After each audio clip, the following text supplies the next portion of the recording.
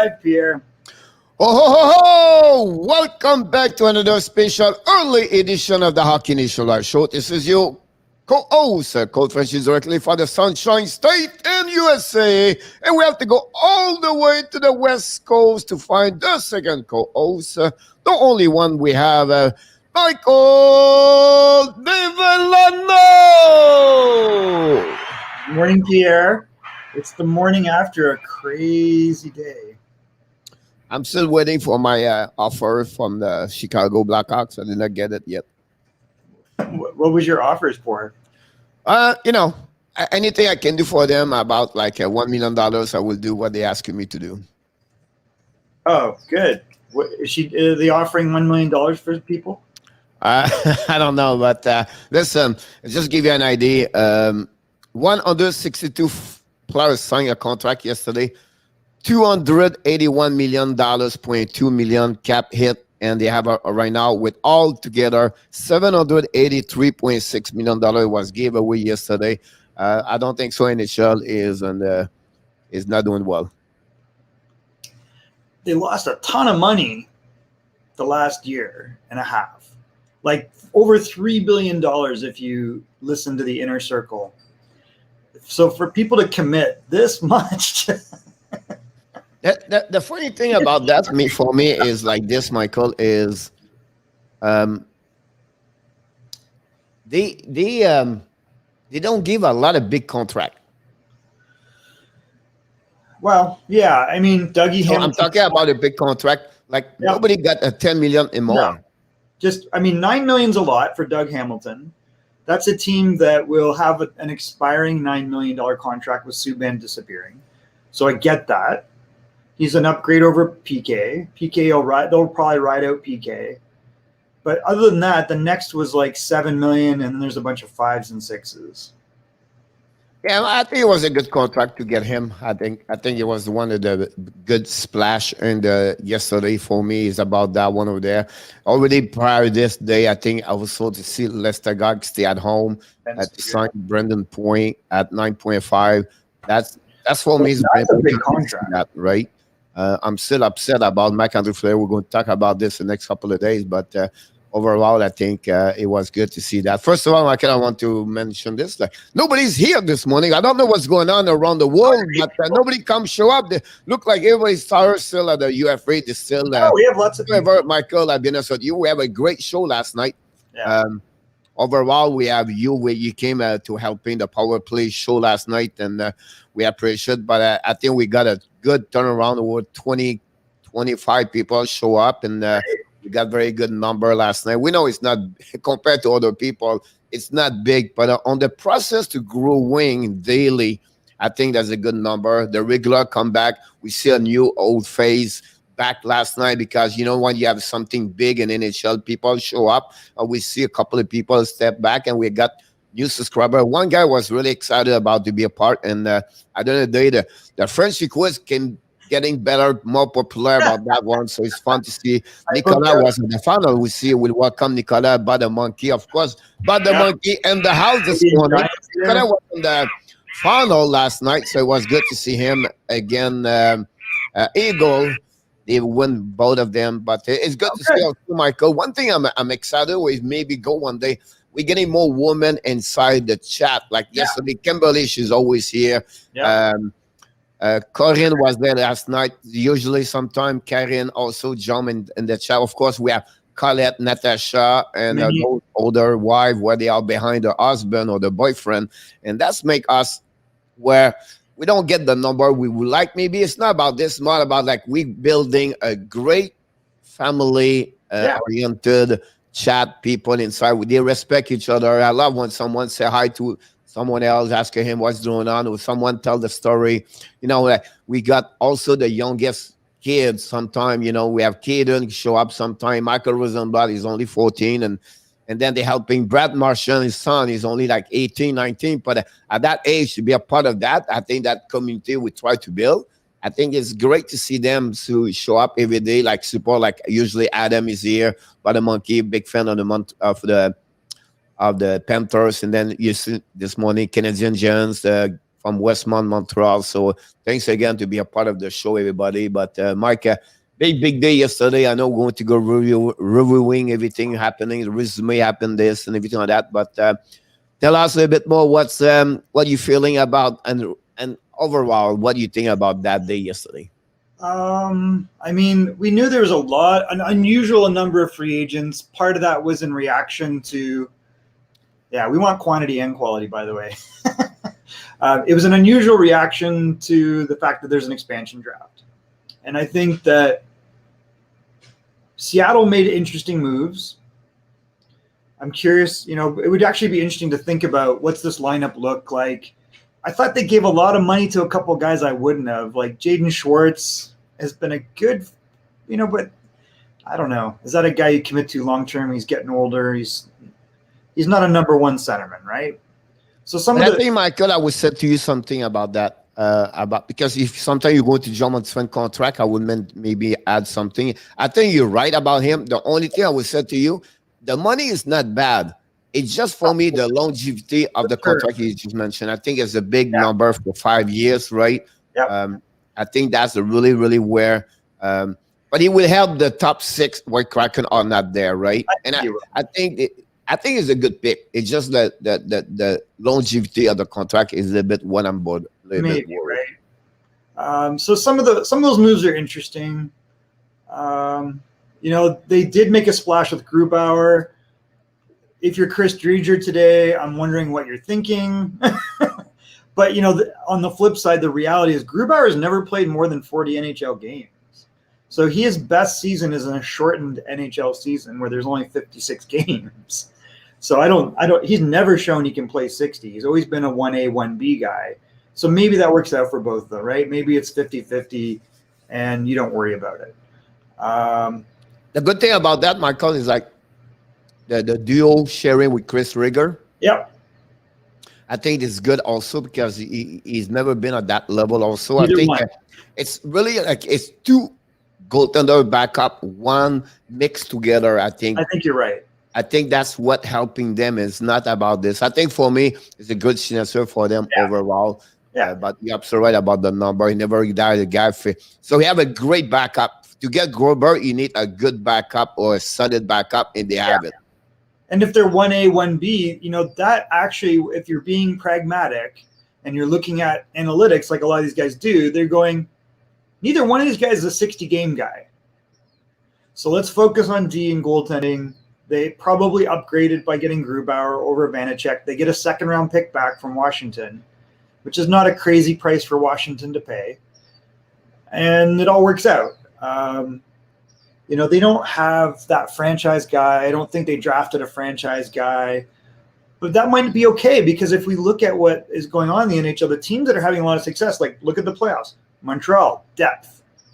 New York Islanders, depth. Like teams like Edmonton where they're relying on a pillar and they don't have the players around them, bow out early twice, right? Toronto, same thing, right? Like it's like strong core, weak periphery, they fall apart. So I think that everybody's kind of getting the NHL's a copycat league. So maybe Seattle's being smart, pragmatic with money, but also trying to focus on that. And that's what it seems like. So, but they made some good moves overall. Like, they've got, I'm trying to think of the contracts that they have. Which one? For Seattle specifically. Oh, they got Schwartz. They got Alex Wenberg. Wenberg. That was the other one. That's the big 3 game they got yesterday. So the good thing about this, Michael, they did not open up the purse of the money. So everybody they got yesterday is below $6 million.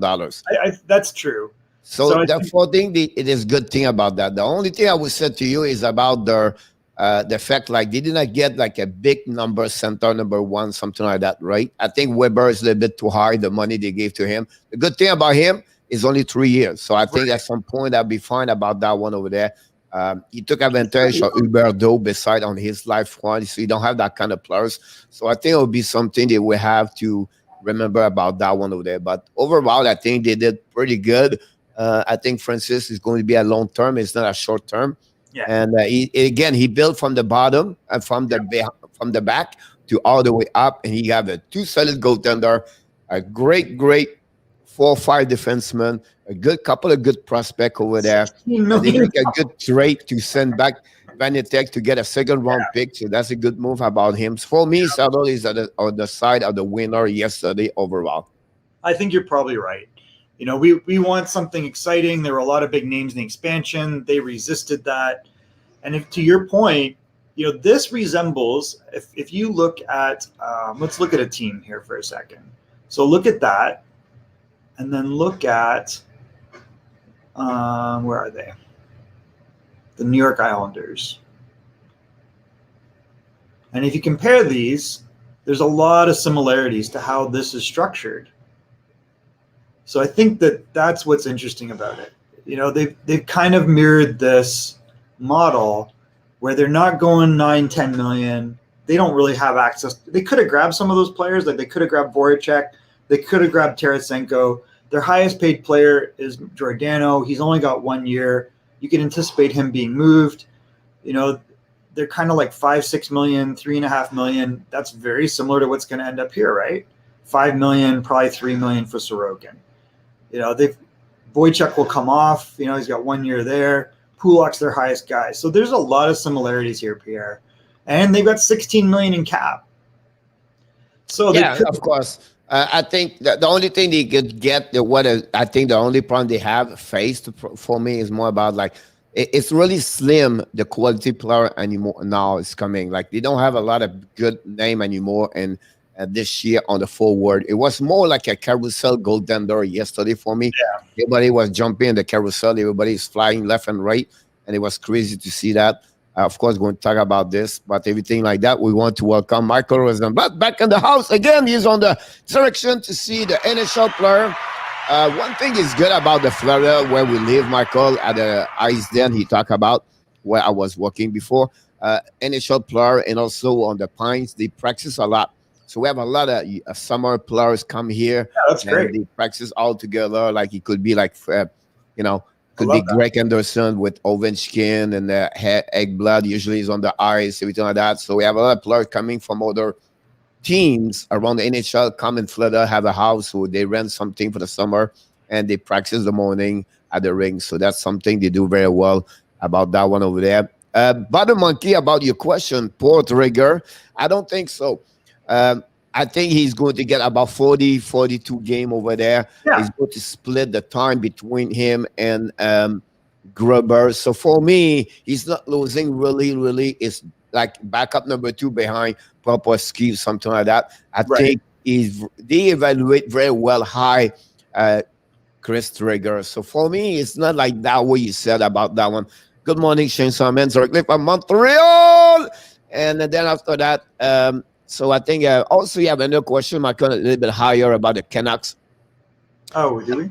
Hold on. Canucks have $14 million, something like that. They don't go nowhere. I can promise you that. I think Jim Benning yesterday have a great day. Vancouver are solid, look better today. Michael, I think they did like something like 14, 15 change the last couple of days for that organization. It's crazy what they did. Vancouver, Michael, it's just amazing about that. You think about what they did, they're changing a lot. Check the lineup, Michael. It's just Connor Garland, right? They picked up Garland. They brought back Brandon Sutter at a much cheaper rate. So that's good. We know Niels Höglander will go into his second year, so that's great. Justin Bailey's depth. On D, you missed the DGCP, you missed Jason Dickinson over there. Yeah, I mean, those are depth moves, right? No, but I said they move players, like they move players to come back over there, right? So after that, they move after that. Hermit Lawson, they join over there. They put this resign Harmonic. They back with Pullman over there. They signed Luke Chance over there. You know what I mean? Like Luke Chance, another one. There after that, lower you go to see Alak over there.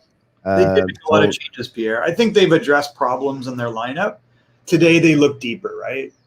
Yeah, of course they fixed the situation. Now to get I don't see anybody.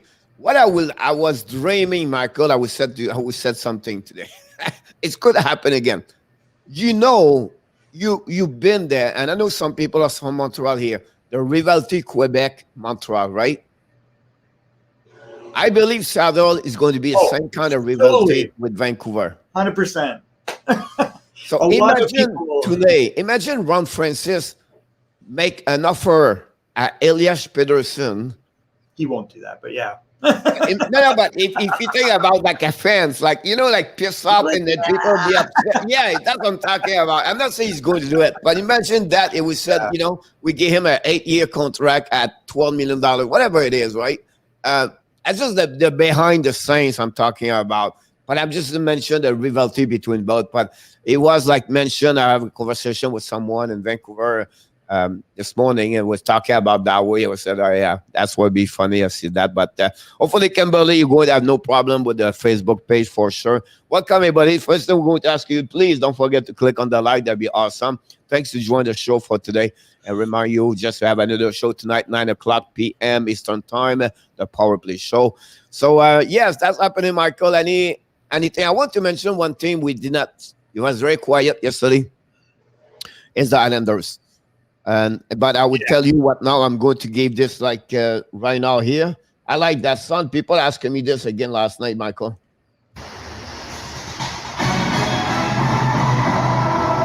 The New York Islanders going to sign Kyle Palmeri for a long-term contract. They're going to sign for another long contract. Pelech, they have already about $6 million. They're going to sign Bouvillier about $4 million. Palmeri is going to be about $4 million for 6 years. And I'm telling you right now, they are working right now to trade for Tarasenko. So it's all I give it to you. I don't know how much marketing I'm going to get from that, but I'm telling you right now that what I learned, what I saw, that's what he's doing. Of course, you have to sign a goaltender. So it's going to be only a bridge contract, Michael, not more than $3 million. Yeah. But that's what I expect about that one over there. They will have to move something for the Peugeot. The problem, Tarasenko is not in New York yet, Michael. For what I heard, is they tried to get St. Louis get a part of the money back on the contract. They cannot maybe not afford to have 7.5. So Lamariello is the behind. He walk behind the scenes a lot. One is quiet is because something is not normal. So expect the Islanders step up the next couple hours, a couple of days. Don't get them. Oh, by the way, I'll tell you one more thing also, and I forgot about this. Cizikas right now is negotiate with the Islanders before he goes somewhere else. I think you talk about rumor. Check this. The Montreal Canadiens announced this morning. It was on the French Connection TV show. They offer a contract for 3 years at David Krejci for $3 million.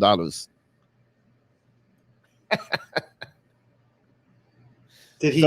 But he has not accepted. He will accept. I'm pretty sure he wants to stay in Boston. He got an offer also from Boston. Yeah. But it's interesting the Montreal did that. I think that's a good move because did he get David Krejci, Michael? I think that would fix the problem with that. Absolutely. That would be that's the type of guy that would fill out that lineup. He's still like, you look at his points last year, I think he had 42 points in 50 some odd games. He only scored 8 or 9 goals, but he's a pass first player. So now you've got guys like Toffoli, Anderson, Hoffman that need the puck, and you don't want them handling the puck. You want them shooting. Those 3 guys specifically, you want them shooting. Yep. And the more they handle the puck, the worse your play breaks down. He's the distributor. That's why, I don't think it would happen. I think he would stay in Boston, right? Because I think Boston would pick up him for sure.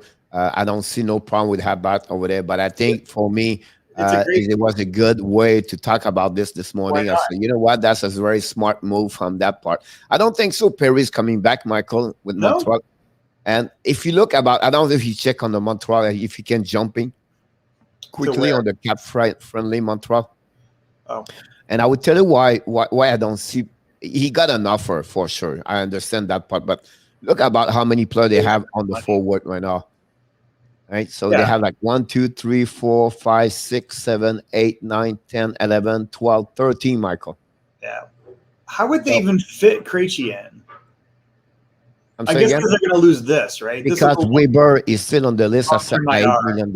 Right. Okay, so that's fine. So that's the reason why. But 13 forward, Michael, and those players we have right now, all of them play. They're all like all it's not like a rookie right now.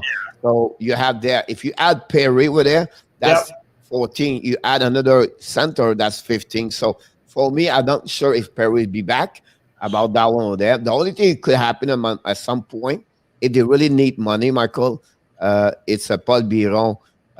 You see, he put him on the waiver again at 3.4.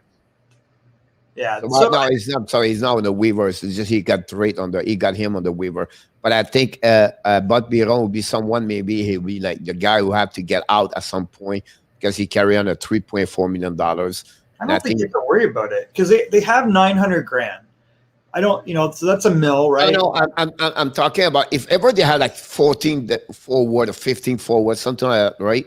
I think that's the one they will have to try to remove because the 3.4 million they carry on at that one. I think on the chart of the 14-15, he's going to be one of the worst in the lineup. So to answer your question, I think the reason he's not signed is they only have $1 million in Boston left.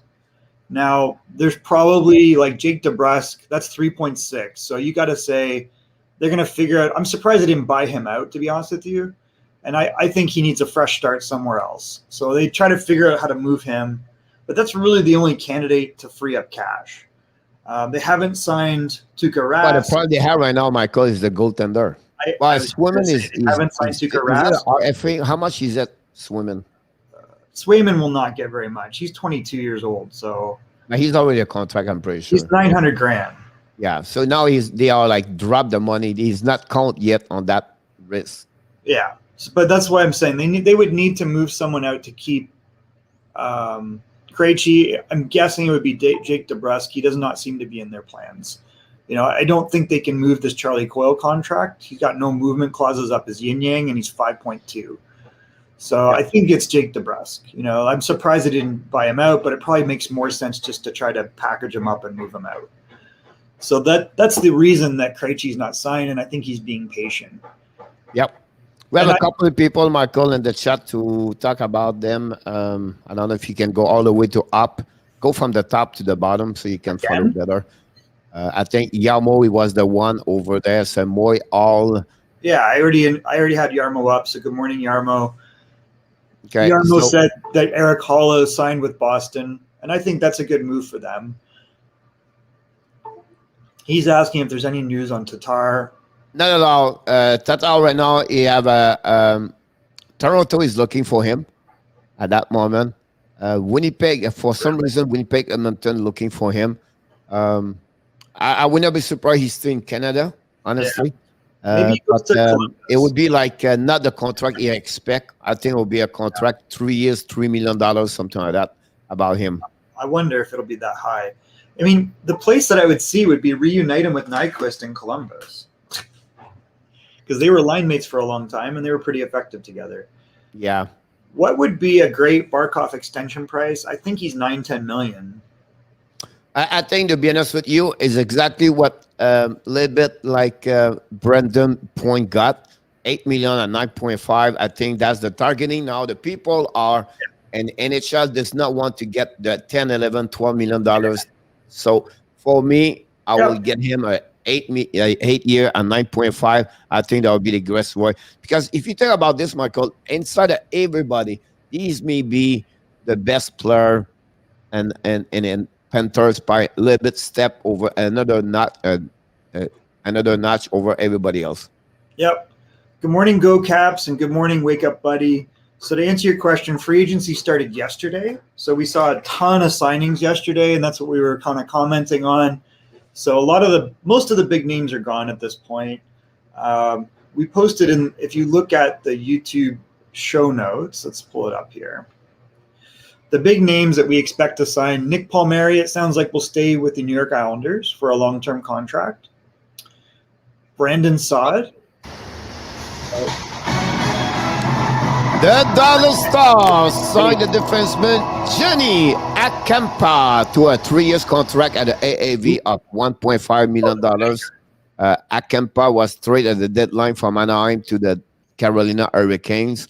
He was now a UFA. Now he signed just with Dallas Star. Interesting.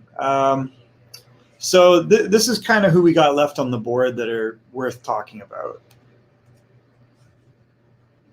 Zach Parise, we've heard rumors about him going to the Islanders, so that'll be interesting to see if that happens. It sounds like Nick Palmeri will go to the Islanders from all words that he'll sign a long-term deal. I haven't heard too much about Brandon Saad. I would like to see him figure out a deal to stay in Colorado. Brandon Saad have 3 offers right now on the table. He's Colorado asking him to get back over there. So he have a good offer from Colorado to come back with the team. About that, the New Jersey Devils, Michael, offer him a contract. That would be a good fit for him. Yep. I have another team I'm looking for. I don't remember, so I'm trying to get aware about that. I can see Toronto making a pitch for him. I mean, if you're Toronto, you should just offer him something. How many Finns on Dallas? What about Sami Vatanen? Vatanen's big issue has obviously been injuries. We still see Corey Perry out there. We still see David Krejci. We were just talking about him and Tomas Tatar. We think Cizikas will probably be back in the Islanders' fold, but we'll see. Marcus Johansson, I don't see him getting a big contract. I think he's $1 million player somewhere. Maybe the same for Derrick Brassard, who still can play. We haven't heard much about Zdeno Chara, whether he'll even play. No, he's still on the thinking about that, so we'll see what happened with him. I mean, Saad in Seattle would make sense. I'm not sure. We should look at that lineup. There we go. I apologize. You nailed it, my wake up buddy. I love you, buddy. Is the third team also was the team was mentioned, Brandon Saad. So I apologize for that one. He slipped between my fingers.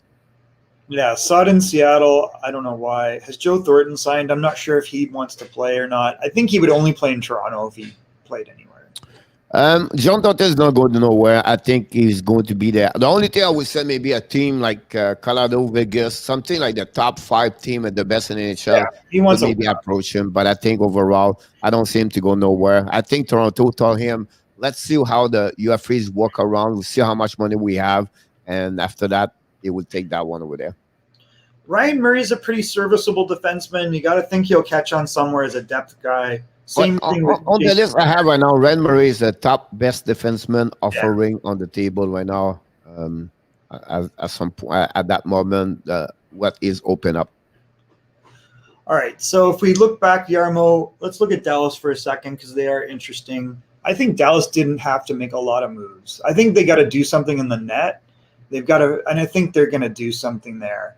So we see Tyler Seguin will come back on the books. Right now, they're projected to have 0 cap space. So Tyler Seguin's back. Jamie Benn is not the same. So these two are 2 big contracts.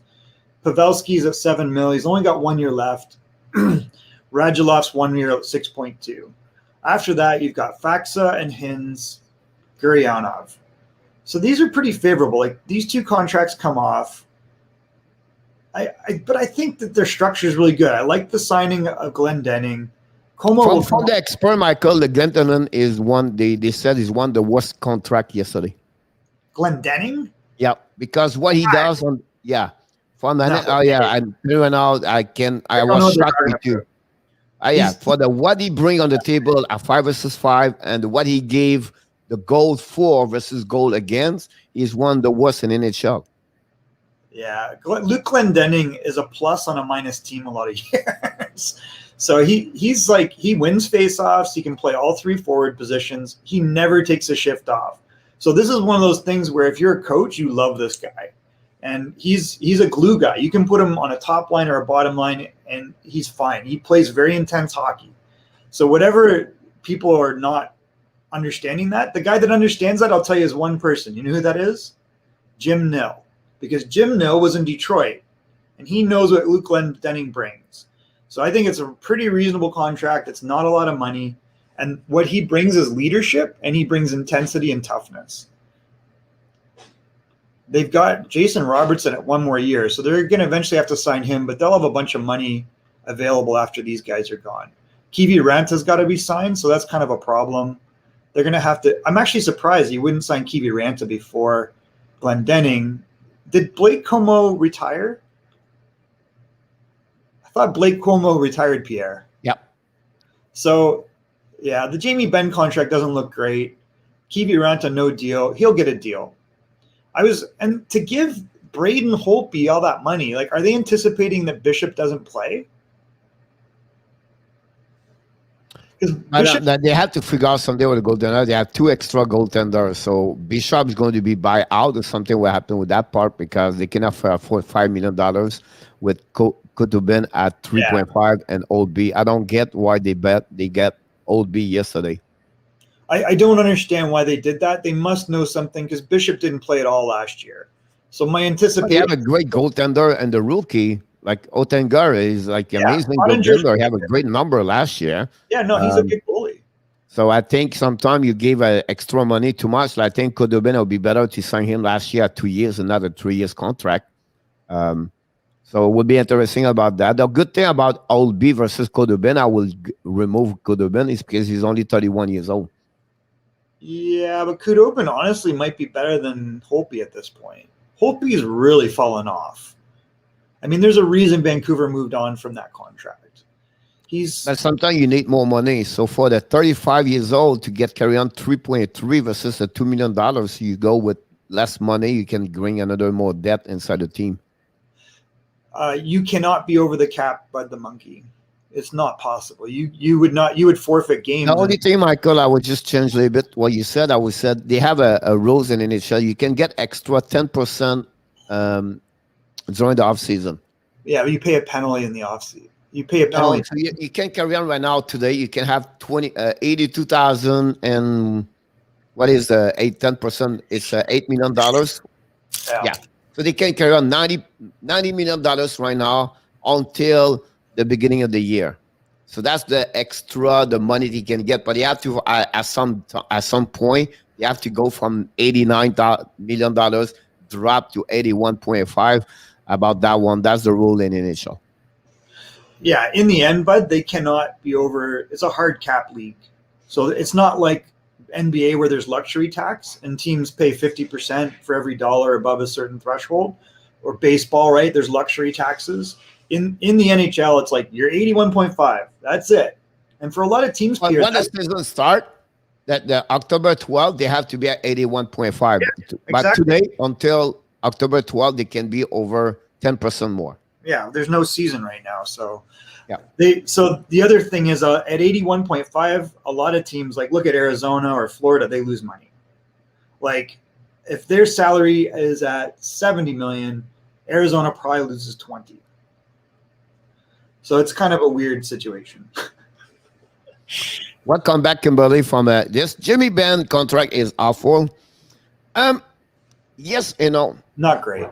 It would be nicer if it was. Originally, he's awful, Michael, is because now he got it was an 8-year contract, right? And some players, Michael, when they play hard, or the type of Jimmy Benn play, they decline quicker to under the players. I will give you an example. Gallagher, when they hit 30, 31, they decline faster at other players, Michael. They get 34, 35, they can't hang in there. That's what now the manager are a little bit more careful about that. So the cap is awful. However, if you look at the way it's structured, it's heavily weighted towards bonuses. So his base salary shockingly goes from 5 million down to 1. So I don't know what those bonuses are, Pierre. So I think they're just signing bonuses. So he's guaranteed them, I believe. But if you look at them, the salary is actually declining from 13 all the way down to 6.5. So that's his AAV. That's the problem. So it doesn't help on the cap situation from a money perspective. It's acknowledging the fact that he's getting older and declining. But the reality is, after that, Michael, when you trade to someone, you get cheaper money when the team pay him. But the AV stay always on 9.5. It's like Duncan Keith. So that's the problem with this contract. So it's not that it's horrible from a money perspective. It's difficult from a cap perspective. And so you could see, like, that's why a team like Arizona, hey, we'll pay less and take more because we're going to go, we need to meet the floor. So there are some teams, very few, that will do that. I could see Buffalo being in that circumstance. Jamie Benn ain't going to any of them. He still played very well last year. He's just, he's older. He's taken a lot of punishment, to Pierre's point. I'm curious. I mean, let's look at the other contract around that is Sagan. So is Sagan similar? So Sagan, it's interesting, same thing, right? Where the cap is very high. However, the base salary is not crazy. The bonuses are declining, and the average compensation actually drops. So they paid a bunch of this money up front. It's paid out. They have one more year at 13, and then it starts declining. So it's an interesting way to do it. You still, again, have a big cap hit. Yep. Yeah, it's kind of challenging.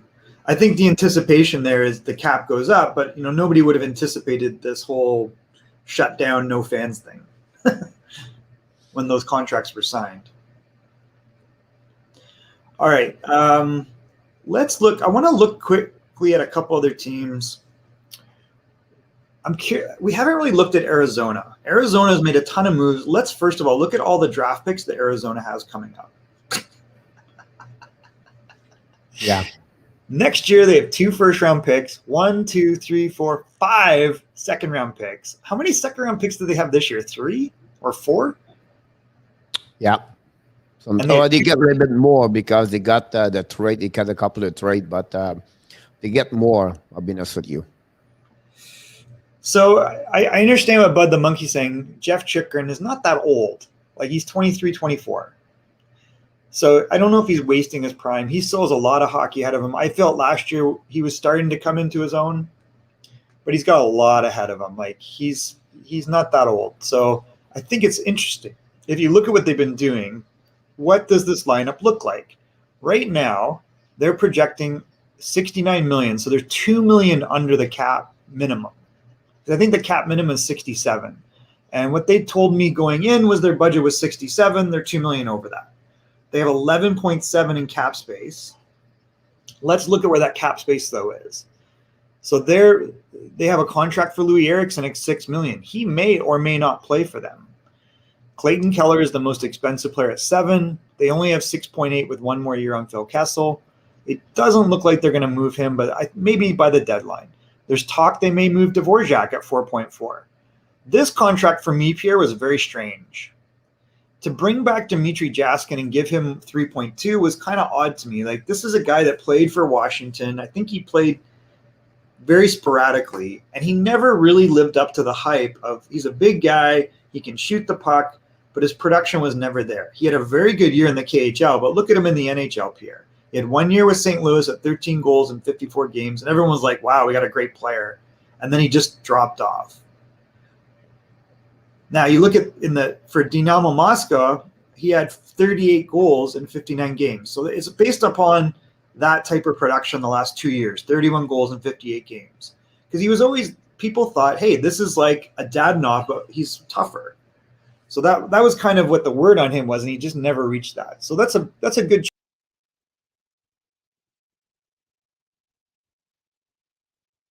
Oh, Michael left. Sorry about that. Exited. So that's a good chunk of money to give. Yeah, Jaskin, I think, maybe kind of a surprise contract. But otherwise, okay. So go beyond that. They gave $3 million to Roussel, right? So he has $3 million left on that contract. $3 million to Jay Beagle. So they have a lot. They have a lot of players. Like, there's a lot of depth here, really. And then on D, it's interesting. They only have 4 NHL defensemen right now, Pierre. And one of them, that team I have to fix. I think that, for me, it's more about what they did at UF3. They did not do very well yesterday. They signed Carter Houghton for a goaltender of 1 year. They trade Darcy Copper for the Colorado Avalanche. That was their job yesterday. They pick up a ton of bad contract to set up to get, including Andrew Ladd, who they don't even know if Andrew Ladd can play, Pierre. Yeah. So it's going to be very interesting. Victor Soderstrom, you got to say, is probably going to be one of those NHL defensemen, but that still leaves. Oh, and then this was interesting, Pierre. Colorado gave up not just a first-round pick for Darcy Comfort, they gave up Connor Timmins. Yeah. Like, Connor Timmins has had injury problems. However, Connor Timmins looks NHL ready. Like, he's a very good kind of 3-4 type defenseman. And so I was a little surprised, given Colorado's depth on D, that they would move out another defenseman. So I think, they've got guys in here. Let's look at the D. Do they project Chychrun in there? So there's Chychrun at 4.6. That's a very favorable contract given the way he played last year. Yeah, he got a contract for Bridge when he was 22. He's saying about 5 years, something like that. I don't think that's a bridge. I think that's like 4 more years. Yeah, but it's like they gave him a bridge. Like, because his contract is to go all the way to the UFA and not to go over the UFA. And I think at 4.6 is what it's not big for what he has to go. It's a little bit of what McKinnon did at a young age, as 5 point something. So it would be interesting about that. So Yarmo says Dmitry Yaskin was a monster in the KHL last year, which he absolutely was. I think he had 38 goals we saw, right? And the year before he had 31. It's obviously a very different league. He's a big player. He can go to the net and he can really shoot the puck. He didn't have success in the NHL before, but maybe that was opportunity. Maybe he didn't get opportunity. He's going to get opportunity in Arizona, I think. Like, you've got to say, does Louis Eriksson play? I'm not sure. But you could see where he could easily fit in the top 6 on this team, especially if they move out Dvorak, which they're talking about doing.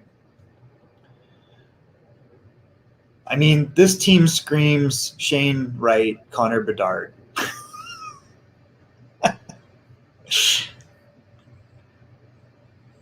So it's interesting. I think it's pretty clear what they're doing.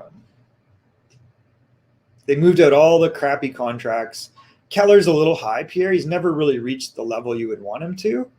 So maybe that's the only bad one, but I don't see him. They could move him. His base salary is not bad, but the cap hit's not great. They also signed Ryan Dzingel, so you maybe not mention that part of it. I tried to get more like talking more about the UFA, but I think, they get also Liam Kirk contract over there. So that's what it was yesterday for the Coyotes. And you're right. That was a quiet signing. And Singles had success in one place pretty much, which is Ottawa. So it'll be interesting to see, does this guy get an opportunity to play in another city? Can he produce the type of results? In Ottawa, he had a lot of goals, but that's kind of the only place, right? Yep. Like, he kind of struggled in Columbus. He wasn't great in Carolina. So I don't know. It'll be interesting to see in Arizona, can they pay this guy $1 million and he gets some goals? And they're not too worried about it. Let's put it that way. Yep. They're just like, yep, let's fill out a roster. I don't even feel like the other guy's not in here, which is interesting. And I don't think they know what he'll be, is Barrett Hayton. Like, this guy was, what, a 4th or a 5th overall draft pick? This was in the Kokiniemi draft. And they're not sure if this guy can play in the NHL every day. So that'll be something interesting to watch. But overall, that's like maybe bottom 3 teams in the NHL. Yeah, possible. Probably. Yep. What was I going to look at? There was another team I was interested in. Let's take a quick look again at Edmonton and then LA. So Edmonton, I think we were kind of curious about some of their moves. I do like the Zach Hyman annual at 5.5. That doesn't bother me. The term's a little long, and I think he is what they need right now. They made another move, which was to bring in Derrick Ryan, who's a serviceable third-line center winger, at 1.25. So I think that's actually not bad, because that's Jujhar Karia's money, and I think Derrick Ryan's probably a little bit better than Jujhar. He's got, at least some history of scoring some goals in the NHL. So that might be not a bad move. That probably upgrades that position. It's a great move. For Derrick Ryan was one of the best face-off men last year. Right. I think what Edmonton did very well is yesterday they patched the hole. And that's what I put them as a winner yesterday. I think you're right. Got Hyman. I think Hyman's going to be an great hockey additional, maybe one of the best free agency at the end of the year. Hyman is maybe one of the best, gave everything every time on the ice. Right. But the only problem he's going to get is the same conversation we talked about Jimmy Benn this morning. the fact you have only 5.5 is not too bad. But you go to feel the same way maybe in 3-4 years when you said, ouch, he does not perform anymore. He's going to be 33 years old because his body is not going to follow up with what he gave on the ice. The guy gave most like any other players and any players in any shot. He gave everything he has, his energy, everything. That's what he is. That's what Toronto is going to missing from Hyman. Not the scoring guy, is what he gave, what he brings on the ice. So for me, that's what I believe about that one over there. I agree. They have now. I like the move to get Warren Foegele. I think when I was always projecting what I would do with Edmonton, that's a guy I targeted. So it's interesting that they move you Ethan Bear. And then on D, it's a little weird for me, but Duncan Keith and Tyson Barrie, very similar players. You got to hope that Duncan Keith can be better 5-on-5. Cody Ceci, I'm not in love with this, but I understand. The only problem with Ceci for me is too high. His money is too high. At 3.2, Michael, for what he brings, I think it's too high. I think he can get him at 2.5. I think that'll be a good money about that one there. But you need to looking like that. What kind of Cody Ceci we're going to get? We don't know yet, right? But for me, he's not going to get the 3.2 for what he got. He has so many good defensemen, better to him overall. So for me, it's just the red flag on that, or the black ice on that contract over there for me. The Chris Russell deal dropped from $4 million to 1.2, so that helped out a little bit. The guy you're looking for is Evan Bouchard to be a top 4, a right shot defenseman. Play him with Duncan Keith, learn the ropes, get his assets in the lineup. The other guy, one side, Michael, we don't talk here. I don't know. He's still in the lineup. Maybe he can go down, but is Coco? They're not going to sign him. He was UFA. I was not sure he was UFA. Yeah, they said they're not going to sign him and Jajar. So Kariya is gone. He's gone. I like Cuckoo. I think that's actually, he played pretty well and his money is good. He's a good skater. They want to integrate Langeson. They feel that he pretty much brings the same thing. The guy that's not on here that's important to me, there's 2. One is this guy, Philip Broberg, totally capable, in my opinion, of making the step to the NHL. Big guy, can skate, needs to break in a little bit. The other guy that's really interesting to me is Dylan Holloway. Dylan Holloway projects as a top 6 forward. He's a big guy. He can shoot the puck. He's very hard to handle down low. He's a very high-end talent. We drafted him in Everett, and he never showed up. He went NCAA route, and we were like, this guy is a gamer. So he projects as a very high NHL player. The guy that I don't know about is Raphael Lavoie. He's another big guy that can shoot the puck. That really has not translated into the AHL where he gets points. So he might need more time. But I think Holloway and Broberg could help this lineup. In net, Konovalov, I think that's how you pronounce his name, is, potentially a guy that is probably their top goaltending prospect. He's taken a long time. I don't see Stuart Skinner popping through, and Oliver Rodrigue to me screams backup. So I don't think they've addressed this. Short term, they are competent, but it would be nice if they upgraded that role. But otherwise, they've upgraded a lot of spots on this team, I think. They moved on from James Neal. They had to finally do that. I'm a little surprised they didn't do it with Koskinen and get a better goalie. But overall, they're probably better today, Pierre. Yep. You get very well about that one. They have a couple of questions. You can see this. Yeah, no mention of Nick Ritchie. Nick Ritchie, the problem, he had a good year, Pierre. Like, he's a big guy. You don't want to fight Nick Ritchie. He's big and strong. He's like 235, 240 pounds. He can shoot the puck, but he's not a great skater. So that's probably the motivation in Boston to move on from him. I could see him picking up somewhere like Arizona or Buffalo. So welcome, Jeffrey. By the way, Jeffrey is a good guy. I know him. So thanks to be a part of this. Jeffrey is a goaltender in Colorado. He played. Cool. Yeah, it's funny to see Jeffrey here this morning. He played a WSHL, by the way. Donkey Official, I think it's the first time here. Welcome aboard. Hopefully you're going to subscribe, both of you, on the show. That'd be great. Nick Richard to Buffalo, I don't know yet. I did not see this one. I don't think there's any definite, but it would make sense that he might. But, Buffalo, that's another interesting team to look at because we know that there's all the drama about Eichel. I think they'll eventually move on. On paper, this is a terrible contract, and they're saddled with it for a while with Jeff Skinner. This is a terrible contract. They only have 2 more years left with Okposo. Beyond that, I love Victor Olofsson. At $3 million, they're going to have to re-sign this guy, but he's such an excellent shooter, very dangerous player. I really like his contribution. Cody Eakin's a useful player still. They only have to deal with him for 1 more year. Gergensen, Journey, he's just like a depth guy, right? Probably overpaid, but he brings it every game. Latvian player. The guys that I thought played really well last year. Casey Middlestad needs to be re-signed. Rasmus Asplund needs to be signed. They signed Drake Caggiula. I thought that was a good move. They have a young Dylan Cousins.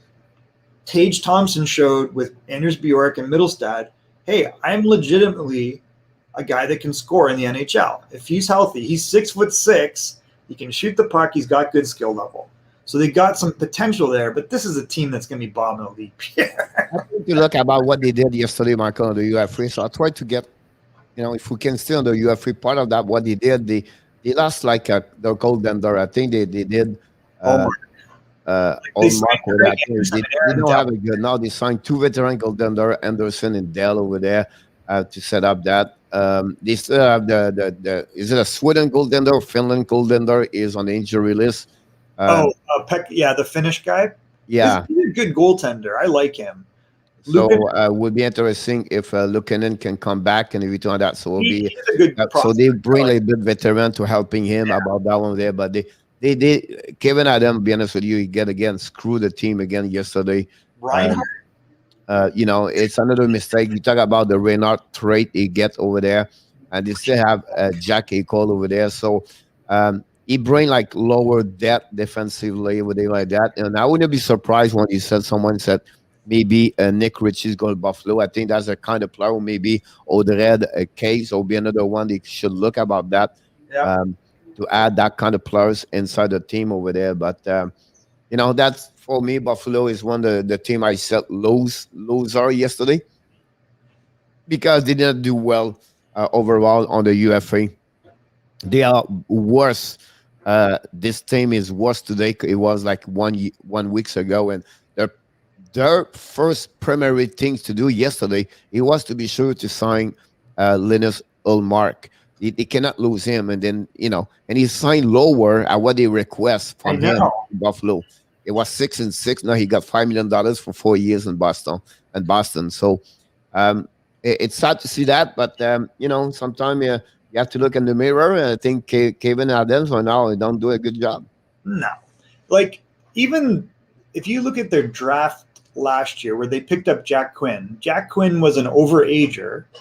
And so his numbers were inflated in the OHL. He played with the guy that Minnesota drafted, Rossi, in Ottawa for the OHL.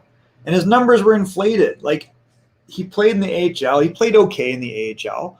But what you see with him is what you get. I don't think he has the upside they think. Maybe I'm wrong. I think he's going to be one of these guys that he drags and drags, and they keep expecting him to do something he never does. I like JJ Peterka. And JJ Peterka maybe comes over and impacts the lineup a little bit. But in the end, this is a team of prospects and question marks. Yep. It's a college coach that's there. So I would expect guys like Middlestad and Tage Thompson and Bjork to keep getting opportunity. You're going to see Dylan Cousins play a bigger and bigger role. Rasmus Asplund, but they really did not get great return on Reinhardt. They did okay on Ristolainen. When did they pick up Will Butcher? Yesterday. Was it yesterday? Okay. So this is another guy that's got a bunch of money, U.S. college player, had 1 good year. He's got a lot of deficiencies. So this doesn't look great, Pierre. It looks bad today. For sure, they got Eichel ain't going to play for this team. Hey, you know what I wonder? How much did Taylor Hall, I'd be curious to know, how much did Taylor Hall tell Boston get Ullmark? Because he had to know, this guy's a good goalie, go get him. Get him out of there. Yeah. when they had him, he was pretty good. But I don't know. This team's a mess. Today, it's like it's just not a great situation. I'll be curious to see if they can keep Victor Olofsson. Yeah, like I said, like 1 year ago, there was like 1 week ago, there was better, and now that's just fall apart again with bad trade, everything like that. So, unfortunately, that's Yep, pretty much. The other interesting team we'll just take a quick look at is the San Jose Sharks. They still have a lot of guys. We know they picked up Nick Bonino. They signed Rudolph Balcer, who I thought played pretty well for them. They kept Dylan. They did a great signature with Nick Bonino. I think for me, Bonino is one of my top winner contract. Only $2.2 million to get the veteran like that, 33 years old. Yep. I think this is a great move from them about that one. They was not very active yesterday, to be honest with you, overall. But I think that pick is going to be one that good for them for sure. Yeah, they signed Cogliano as a depth guy. Barabanov is a guy to keep an eye on. When they let him play, he showed why he was signed by Toronto. This guy played well in Toronto, but was buried on the third and fourth line. If they give him a top six role, he can score. Like he could end up being like a low key addition for these guys. He had, 7 points in 9 games with them after not really getting any opportunity. He's too good to play in the AHL. Like we saw that he just ripped it up, and he ripped it up at the World Championships. So this guy should be able to be a big contributor. I talked to his agent, and they were like very surprised that Toronto didn't play him more, but I don't know if they had much choice, right? Like they had a very deep lineup last year. The other guy that's interesting, Noah Baumgartner took a step. The other guy that's not showing here is that they re-signed, I think, to a 1-year deal. Where is he? Is Joachim Blichfeld. And this guy's got so much ability, Pierre. He's like a Danish player, 6'2". He's absolutely too good to play in the AHL. So I tend to think that he's going to get an opportunity to have more of a role in this team. And if not, like he's a candidate to go somewhere else. Like if I'm another team and I'm trading with them, I want Blichfeld because I think he can step in and be an impact guy. The other guy that might be interesting is Ryan Merkley. So at some point, Ryan Merkley's got to pop through. Oh, we lost Pierre. Billy Leno on that deal, 27 million.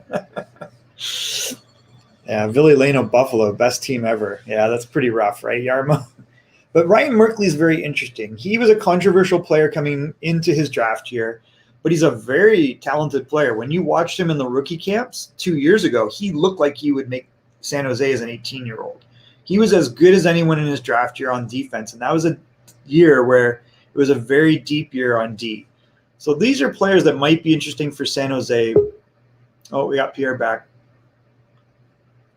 He's back. Oops. Power miss. That's all right. So I was just saying. Power. Oh, no. So I think for me, Barbanov's got some potential for them. He's an older guy that can score. I would like to see Blichfeld. They might even give an opportunity to Dahlin, but there's not a lot of room on this team for that. The other one that really could step up and have a big impact is Ryan Merkley. And he probably is NHL ready. He looked NHL ready at their rookie camp as an 18-year-old. He just was a controversial individual. He kind of was he dropped in his draft year because they thought he had a bit of an attitude. But he's a really good player. He can really move the puck. He can really shoot the puck. He can run a power play, and he's difficult to play against one-on-one. He's very similar to like a Josh Morrissey. So that could help them. But overall, I think that this is still a deep team. The thing they tried to address, Pierre, is the goaltending. And I'm not clear. I think they've improved goaltending, but it's TBD. Right? James Reimer is like on and off. You don't know what you're going to get from him game to game. Sometimes he's great. Sometimes he blows games for you. Aiden Hill had a good 500 record last year. He's a big goalie, 6'6". They gave up a second-round draft pick for him. He's reasonably priced. I think he'll come in at like around what Reimer's at $2 million. I can't see them paying him more than that at this point. But he's played, I think it's a good trade. They got him a good, solid goaltender. They give away Martin Jones contract out. So I think that story about that is pretty good for movement for the UFA. So I think overall, I think L is going to be at least a good goaltender in NHL. I think for a goaltender number one, it just San Jose got it's a team and bit though like they have to take a decision. Go we rebuild everything or we go. They cannot stay in the gray zone right now. They are too much on the gray zone. So I agree. So we'll talk about Villino, Buffalo best ever. Villino, that the thing it was like if I can be right. He have a great year with the Flyers. A couple of years, and then after that, he got a UFA with them, and then he never been that kind of players they was doing.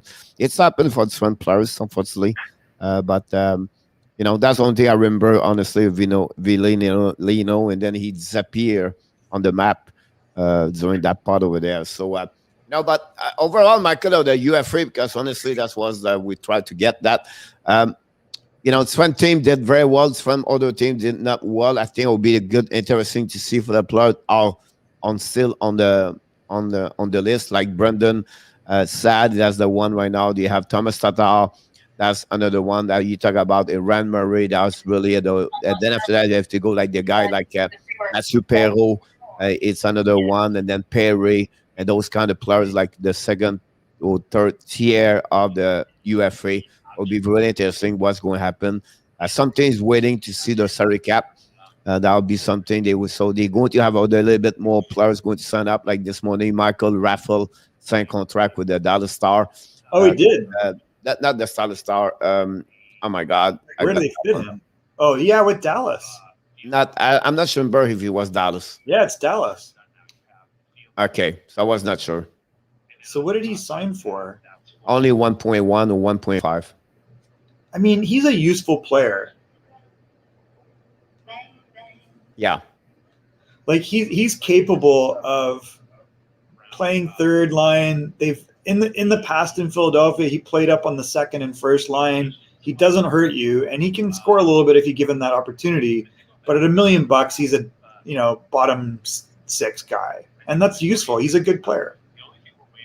Yeah, definitely. He's the guy moved from Philadelphia for Washington, right? And then about that one, you go to now to that team. So it's another one where he's a bottom like 6 for everything, like you said.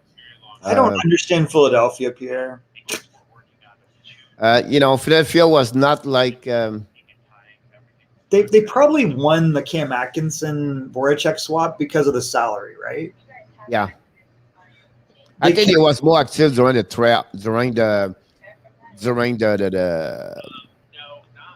trade, everything like that last weekend compared what it was yesterday. Because yesterday they got only one player, I believe. So right now, Farabee is like maybe their best player. Last year, a lot of times he was their best player. So Neil Thompson was really the one he was had on the lineup, I believe. Yep. I don't know about this. I could be wrong, but that's one. Well, they got Ristolainen and they got Ellis, so they restructured this. They picked up Yandel. Yeah, Yandel. Here we go. That's what I was thinking about. That I think it's a great signature to get Yandel for $900,000.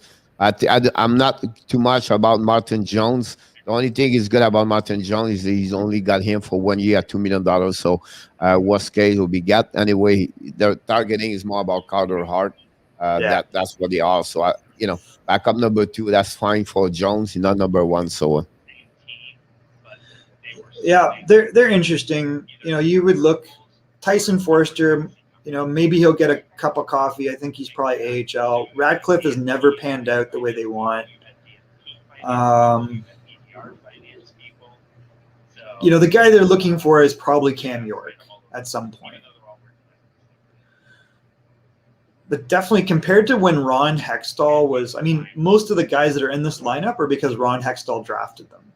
And you don't look at the prospects in Philadelphia and go, like, when you had Ron Hextall, you were like, wow, there's a lot coming up. I don't see that. Yeah. It's still left over from what he built. Exactly. So they're kind of weird. So don't forget, guys, to click on the like. That'd be awesome if you don't mind. Guess we still have a lot of people, 16 people, I think they are. So that's good to see each one Welcome, of you there. everybody. Glad you guys are About that one over there. But I think it was a very busy. I think for me, it's more about the carousel of goaltender. Yesterday was the biggest day about that. That's crazy when you see all the shifting or swapping goaltender from one team to another team.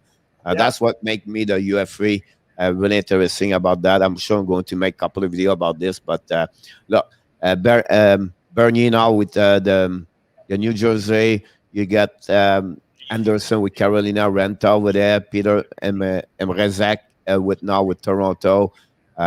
You get like goaltender Alak now with Vancouver. That's Kumper now go to Colorado, Grober go to Seattle, and that just came like this. And then you get one day pick up a Brent Elliott is now with Tampa Bay. That's a good one over there. There's Nashville got David Riddich from the Toronto as a backup number 2 over there. That is signed Brendan Olby.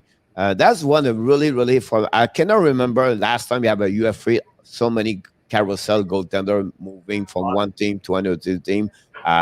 It's just unbelievable. We talk about Laurent Beausois with a Vegas now, Michael, as a backup number 2. Winnipeg is looking for the backup over there. You get a 2 goaltender you mentioned earlier. With Buffalo, Greg Anderson and Harold Dell. Dell is another one over there. So you can see about that. It's just crazy. All the stuff like moving everybody to another team. I think it was a big thing about that one over there. Yeah, and Bud made an interesting comment. They brought in Ryan Ellis. I think Ryan Ellis is a great all-around defenseman. He's very smart. He's difficult to play against defensively, and offensively he makes very good choices. So I think that's a good move for them. It'll really help Provorov. I think Ristolainen is a bit risky for me because I think he's terrible defensively. Like, he's a big guy that looks like an offensive defenseman, but his numbers are just okay, and he can't shoot the puck. So it's kind of weird. Like, he gets points, but he doesn't really. He's not a big threat up front. So he's a weird player for me. His contract's pretty favorable. Like, it's not insanely expensive. I mean, welcome, Zachary West. Welcome aboard, everybody. Thanks to join us this morning. Like we said, we tried to talk more about the UF3.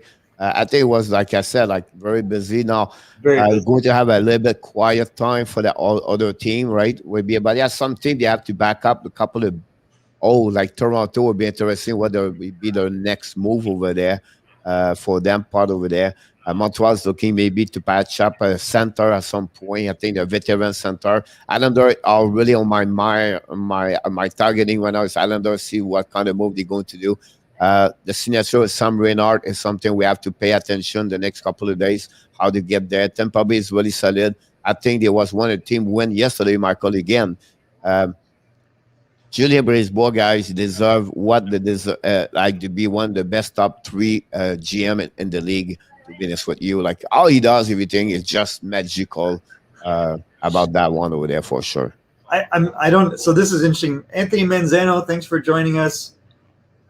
It says, I have friends that are fans of Toronto, Boston, and Montreal and Edmonton. They tell me Florida doesn't have any superstars. There's a guy named Barkov that's definitely a superstar.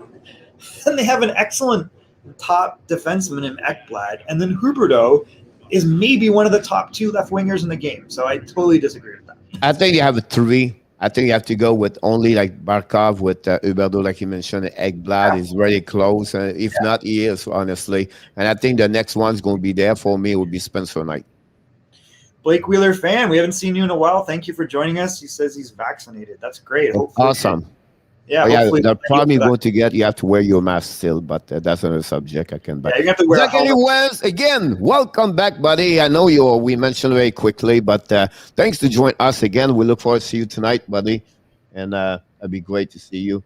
Blake Wheeler, you, buddy, Brad Marchand, because, Michael, when we got this show, we got subscriber the same night. Blake Wheeler was coming after the elimination of Winnipeg. Then we have Brad Marchand coming for the same thing, and then they start talking each other, and they are buddies now. So I just want to mention, we always, like Brad said, we missing Blake a lot. So Blake, you have to show up a little bit more Yeah, we're often glad because you're your body Brad is missing you. Just want to let you know that. But this is for Mr. Zachary West. Thanks to be a part of the show, buddy. all right, No, Pierre. no, Let's see. Frenchy, do you see my Panthers making another big time trade? I don't think so. no. They are done there. They are going to be only with Renard, and that's pretty much it. They will give about $3-4 million open up for them, and then they will see how everything's developed about that one. The only if they get something maybe a low price, a debt like a Corey Perry example, like that kind of players like this. I'm not saying Corey Perry, but he should be here. I've just mentioned something like that on the defensive side and also or on the forward. But otherwise, the shopping is over.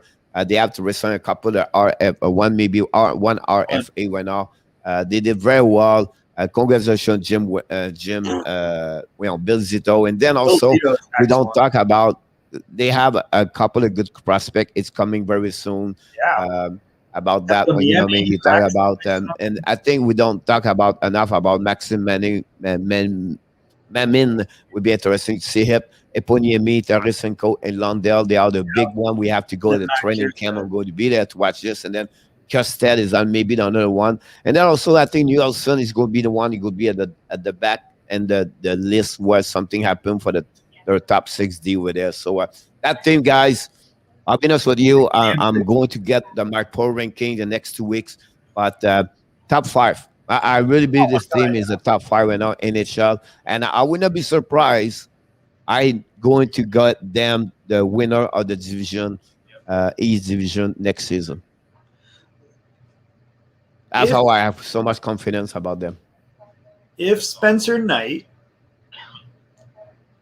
plays the way he's capable, which I don't see why he wouldn't, this is legitimately, in my opinion, the team to watch to win the Stanley Cup. Right now, this team is better than Colorado. This team is as good or better than Toronto without all the voodoo. Like, Toronto's got a lot of psychology that's against them. They're better in net. They're as good on D. They might be as good on forward. Michael, I will say to you, the goaltender Florida is better to Toronto. Absolutely. That's what I'm saying. Right? They are a little bit better on the defensive side, but not by a merge. They are a little bit better Toronto, but not a merge. And I would say overall, if you think about the 13-14 forward, Florida is better compared to Toronto. And they got prospects coming up that can help. So I think that's what gives you an idea. And if you go with Tampa Bay, you can see they are similar to Tampa Bay, and they are not behind mine anymore. No. Like, beyond Matthews, Tavares, Marner, and Nylander, it really drops off, Pierre. Like, there's a significant drop-off. Morgan Riley's got to be re-signed. Muzzin's pretty, like, I like this D. The goaltending is definitely below Florida. And you've got to say, like, if I got to pick between Austin Matthews and Barkov, I'm not sure who I would pick. I will go with Matthews, but I'm not sure. Yeah, but I will go with Matthews for me. He can score. He can score 40, 50 goals per year. Right. Like that.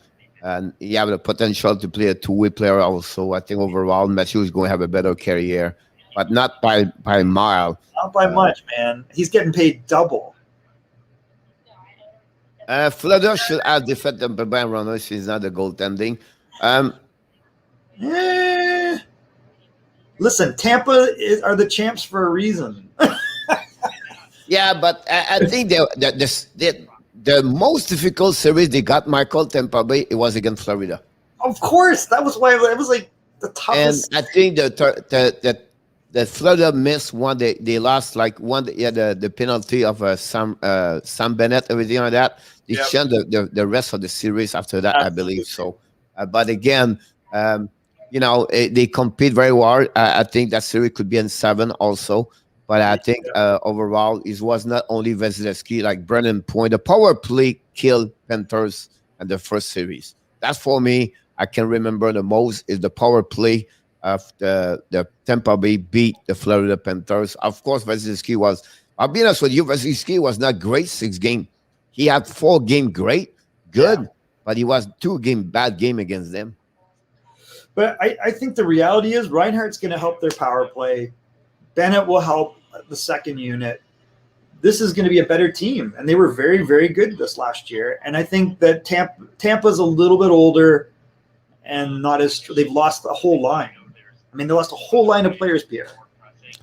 I think for Yamo, I would say to you, Ekblad, for what I know him, I watch him a lot, Yamo, for the last 3 years, off ice, on ice, and everything like that. The guy is a machine, and it's just Michael just said he's skating this morning. I'm telling you now, Ekblad, you still did not reach his full potential, Michael. He's still 25 now. I think in 2-3 years, going to be maybe the top 5 best defenseman in NHL. I agree. I think that this guy was physically mature at a young age. He was an exceptional player in the OHL. He came in, he came in at a certain level, and now you're seeing that he's able to elevate a little bit. The difference between him being an elite defenseman and where he's at is very short. The only thing that might hold him back, Pierre, is his skating. And his skating's I think it's improved. Like, I think last year he was a much better skater. And I think that's why you saw better results for him. Brent Seabrook was a money move where he's never going to play again. So that contract will get buried on long-term IR. So that was moving salary out with Tyler Johnson at $5 million, taking on a contract that they will bury. So they'll pay cash, but it won't hit the cap. Florida's defense is average at best. I think this team's defense is better than we're giving it credit for. I almost agree with you about that. They don't have a lot of great defensemen play, other than the fact they have Ekblad over there. I think Forsling step up, but I think they have average, not like a good, great. They just have Ekblad like a superstar, and the rest are not. They are not defense number 2. They are more like defense number 3, 4, and 5. That's what they're missing a piece over there. So they could get like another one, like you have Duncan Keith, you have Seabrook. Right. If you look about all the team winning the Stanley Cup, they have one, but they also have another great defenseman beside the best one over there. You have Edmund, but you have, like McDonough, Sergachev. This is friend Tampa Bay.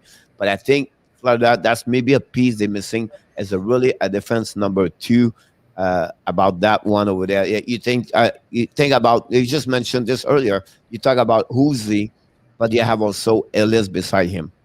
And that's what you need to have a defenseman like that. Not only one, you need a solid, close to number 1, a really solid number 2. I don't know, my conversations is this. They don't have number 2. That's it. I agree with you. I think that if you look at Montour, he's a 3-4. If you look at Uyghur, he's a 3 probably. Nudavara is like a 4-5. The guy that's the X factor is Forsling. So if you project Forsling's top end, he's better than we realized. He got money for a reason. Can he be a number 2? I think he's more a number 3. Yep, exactly. And I think Wegar look good, but Michael is not a number 2. He's great, but he's not a number 2 in NHL. You have an offensive side, have a lot of work on the defensive side. But again, he's complete Aaron Ekblad, and that's what you need sometimes is a complete another defenseman with another defenseman. Barry is good, but again, he's looked better because Nurse helping him a lot, right? And for me, that's what I felt. Wegar, the problem with Wegar is not recognized, is underrated, Michael, because the power play and you're going to see this year, because honestly, Keith Yandel was take the time of Wegar on the power play. And now that's what I'm interesting to see. I can consider, like Michael said, he's really the great hockey player he's supposed to be, what Michael said. How he's going to play on the PK, on the power play.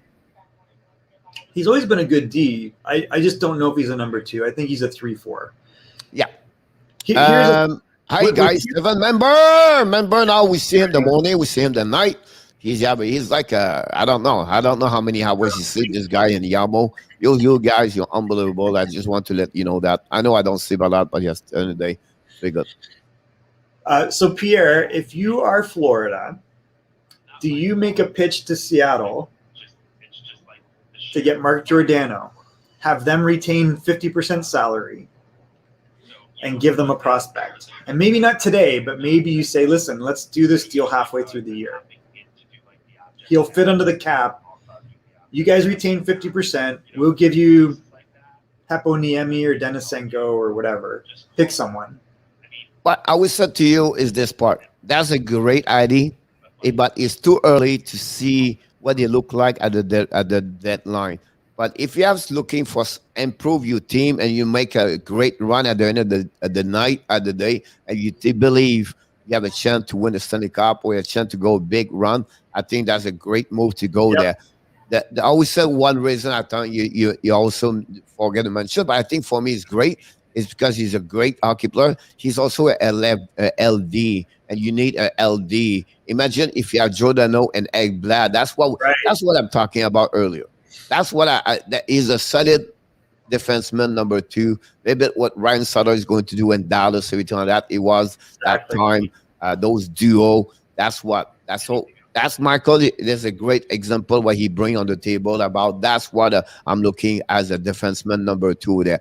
And Vegas, Michael, you have Predangelo, but also you have Theodore. Right. And a Buffalo example, you have Dallin, but also you're supposed to be Ristolainen over there, right? So it's always that what I'm talking about, and that's what for me. That's what maybe that's only piece they are missing about that one over there. And to improve that, sometimes you have to trade maybe a good asset, maybe a Forslund or a McKenzie to get a really good number 2 defenseman. I don't say they have to go that route, but that's what maybe they're missing on that one over there. I think they give up one of those young forwards because guys like Heponiemi and Denisenko can play. So those are good assets, but they're not really penciling them in as having to contribute on this team. They have lots of other pieces. So that's why I think, like, you wait, you say you guys retain 50%, plus it's burned down some of the contract because he plays there. And then you get a really veteran, excellent guy that maybe you sign for 2-3 years at a lower rate. Yep. And he's, Leo joined us, Pierre. Leo, what's going on, Leo? All you wish did not work last time. What's going on with you, buddy? Thanks to join us. Don't forget, guys, to click on the like before you leave. That'd be awesome. Nicolas is happy. Nicolas is listen. He's quiet, Nicolas, but he's always there the first one in the morning. He was always stay around. Nicolas, I just want to say merci, Nicolas, d'être là avec nous autres tout le temps. On apprécie beaucoup là, ta participation avec nous autres. Thank you so much. I'm not sure about this. Not at all. It's not sure. Not at all. Maybe top. I don't think so. Top 50. That's it. No, I think he's like a top 50 maybe. Okay, but I think that is to be like he would have to show a lot to be that. I haven't seen it yet. He's good. I like him. He's a good hockey player. Yeah. I'm not saying he's not good, right? Yeah, but he's to be the top. What you said, the top what? 15? I can make you a list right now if you easily right now on my head to give you 15 defensemen in NHL. Easy. And you're going to see, I'll check that list right there. Ekman, McCarr, Fox, Hamilton, Ekblad, Carlson, Hughes, McEnvoy, Pietrangelo, Jones, Theodore, Raleigh, Barry, Eskinen, and Letang, right? So maybe he's top 25. I think Provorov's better than him. I think Dahlin's better than him. I think Sergachev's better than him. Yeah. Now be careful, Michael Devellano, because now you talk about fantasy. So fantasy talk about points. Yeah.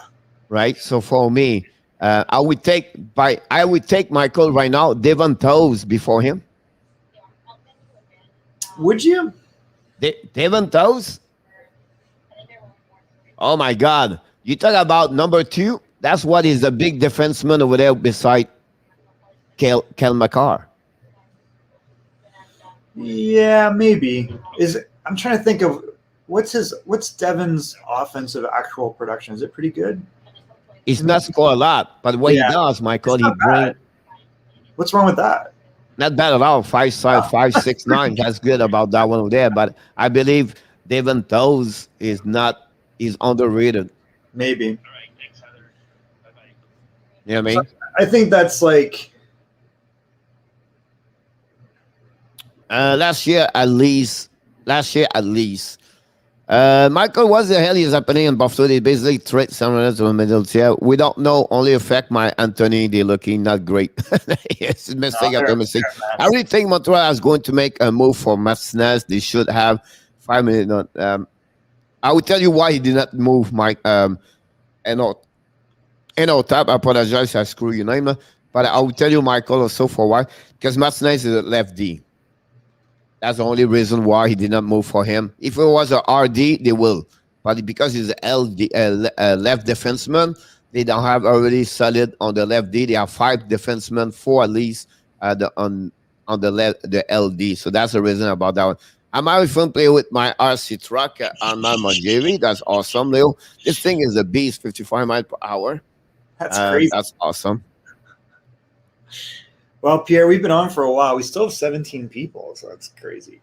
I don't know what else we want to chat about, but we can talk about hockey all day. We probably got to do some other work, though.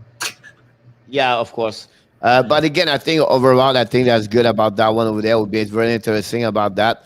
And, we have a lot of works. Tonight, Michael, 9 o'clock p.m., I'm going to go through the UFA a little bit deeper. Everything like that is going to be only UFA tonight at 9 o'clock p.m. Quiz with Frenchy at the end of the driving. Last night was great. Tomorrow we'll be back again tomorrow.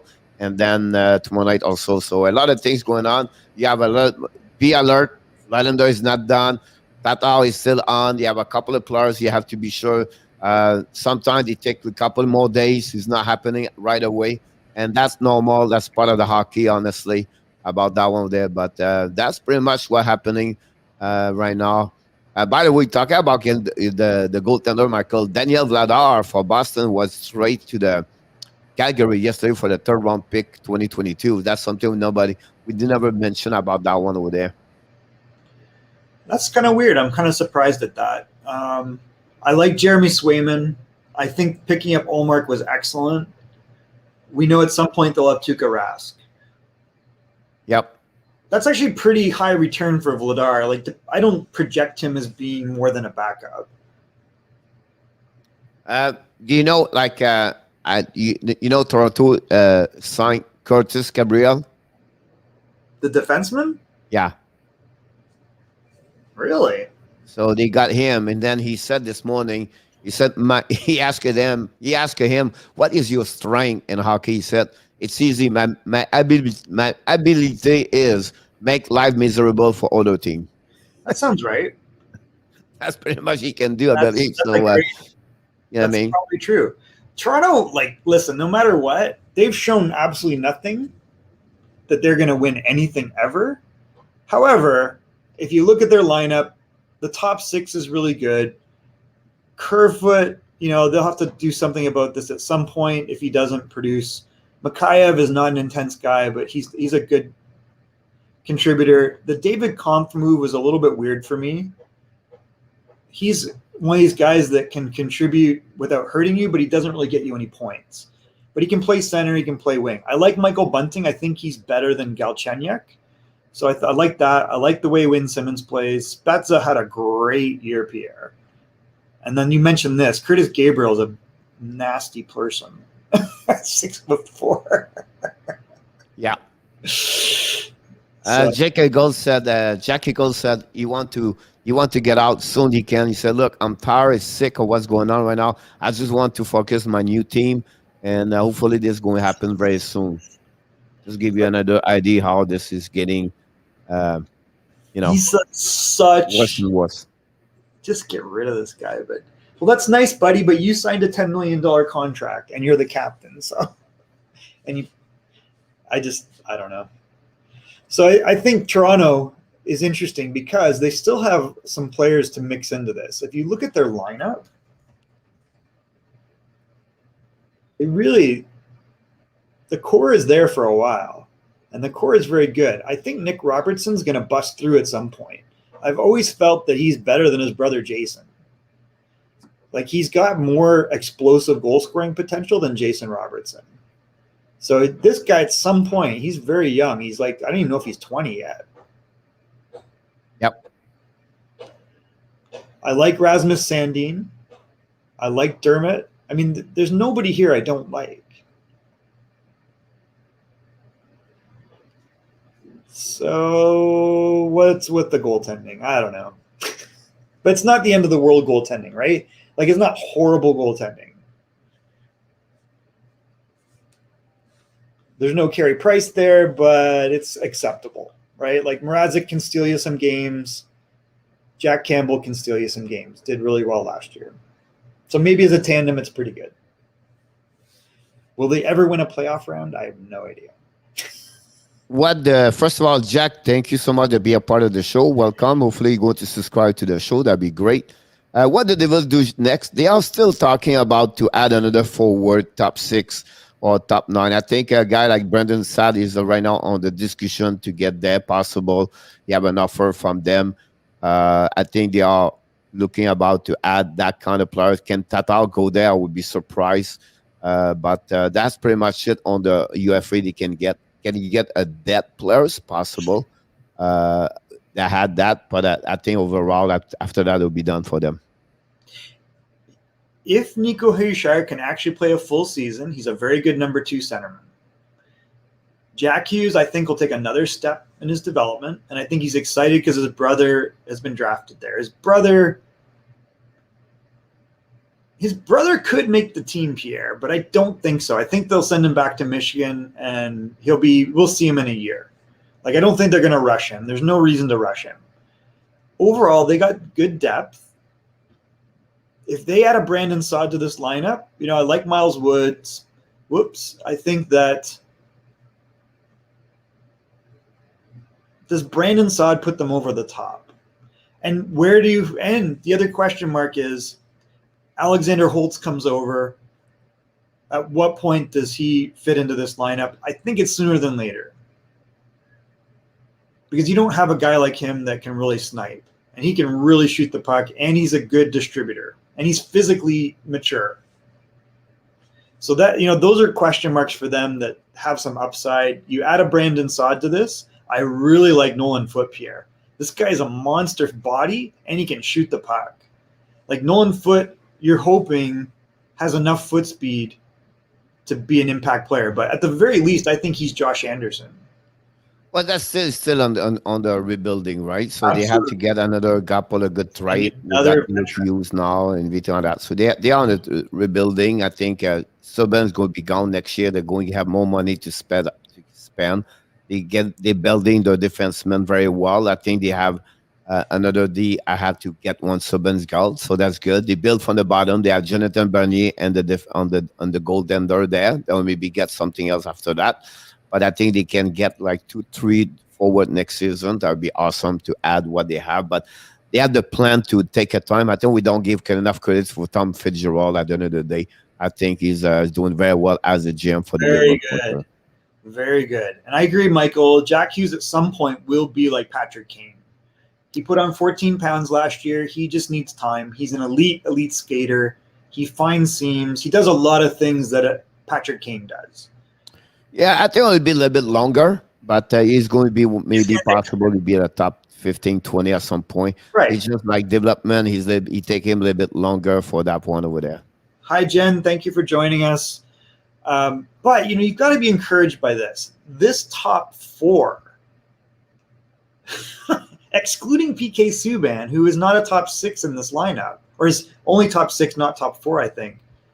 Well, Silver have a difficulty last year. Did not play compare was before that. I think they will have to get another one. I think so. But they're looking great right now. Like I said, they're looking better and better what he did. He got Graves. He got Hamilton. That's a big 2 asset over there. They structure his defensive. But it's not over yet.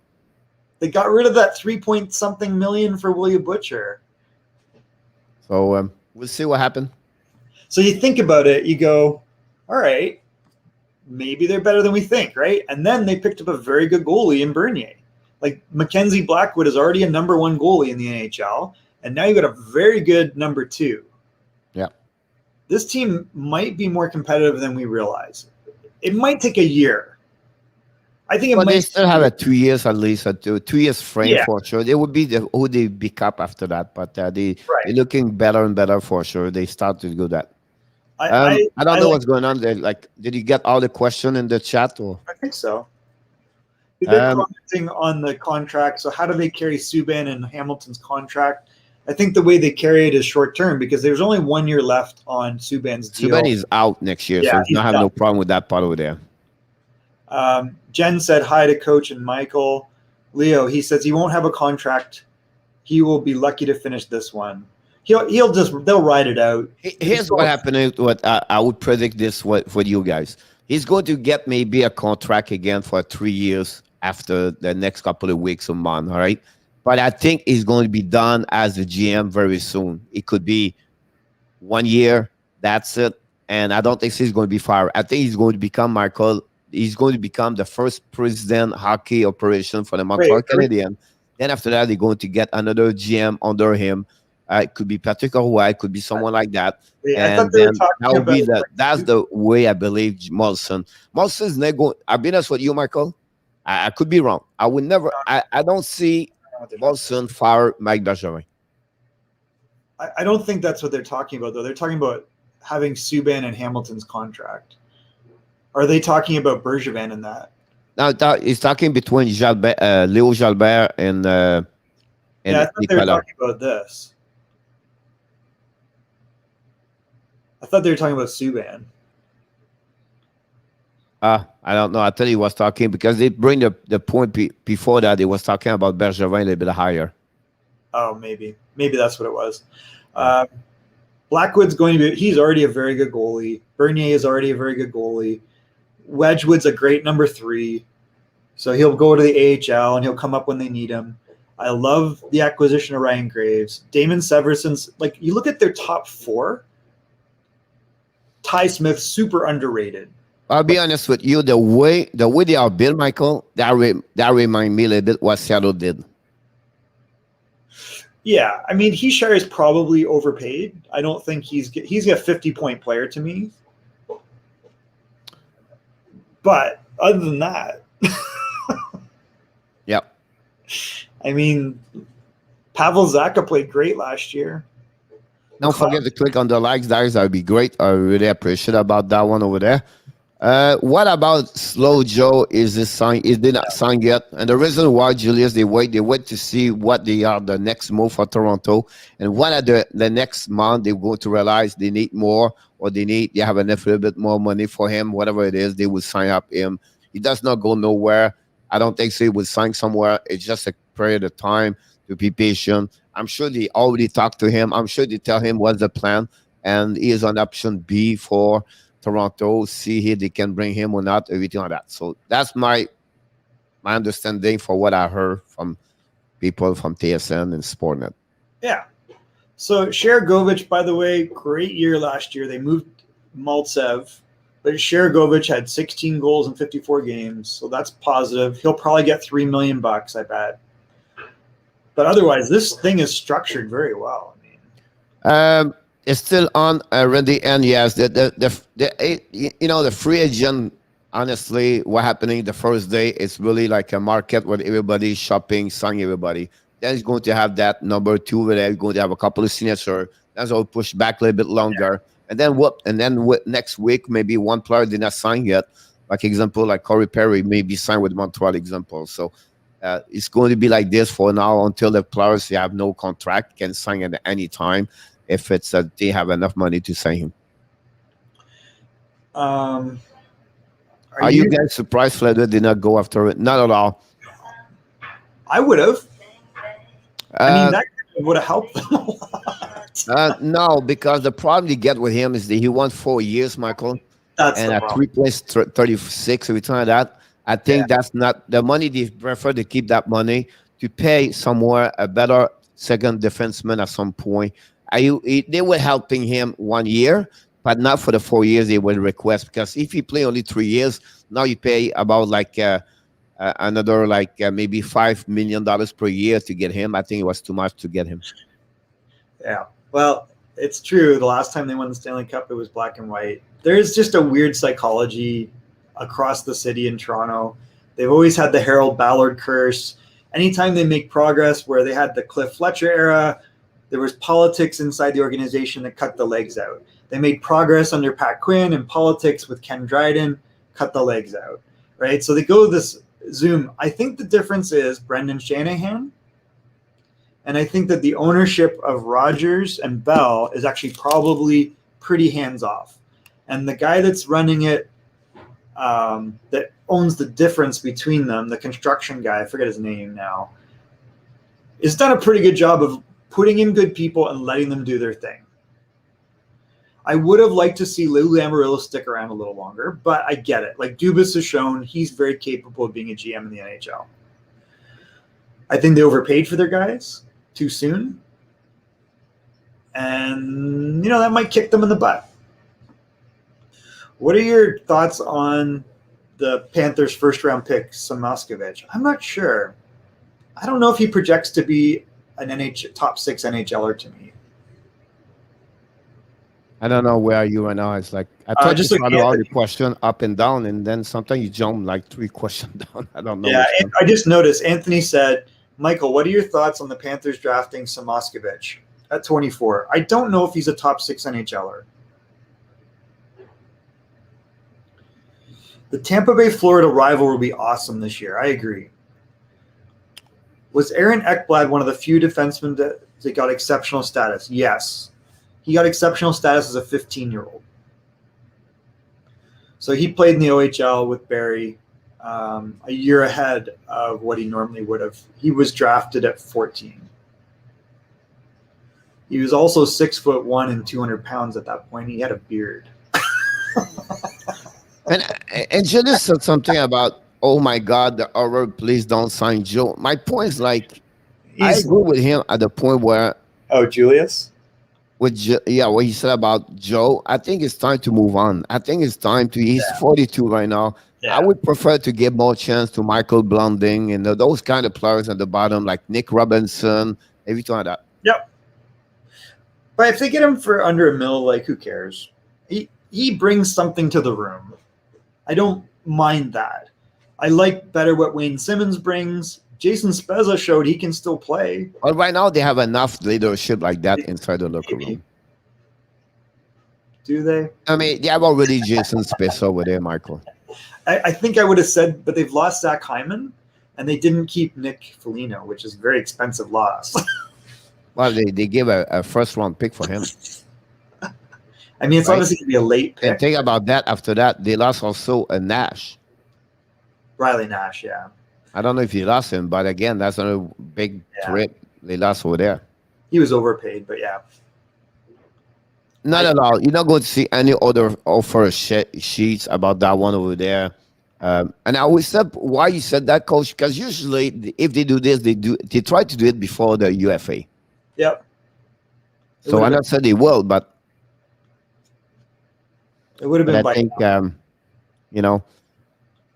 would be hard to see that. Slow Joe, will you never win a cup? Don't eliminate yourself before. He might. I don't know if he can win, but I think it's a type of player where he was never been.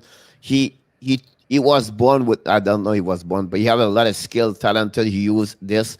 Sometimes he was not mature. He was not serious about training. Everything like that. Everything was easy for him. He got older. He got a little bit more wisdom. Everything like that. But still, never been that kind like. A captain like a Shea-Weber, right? It's all professionalist. It's all like 1 point, just like plan everything like that.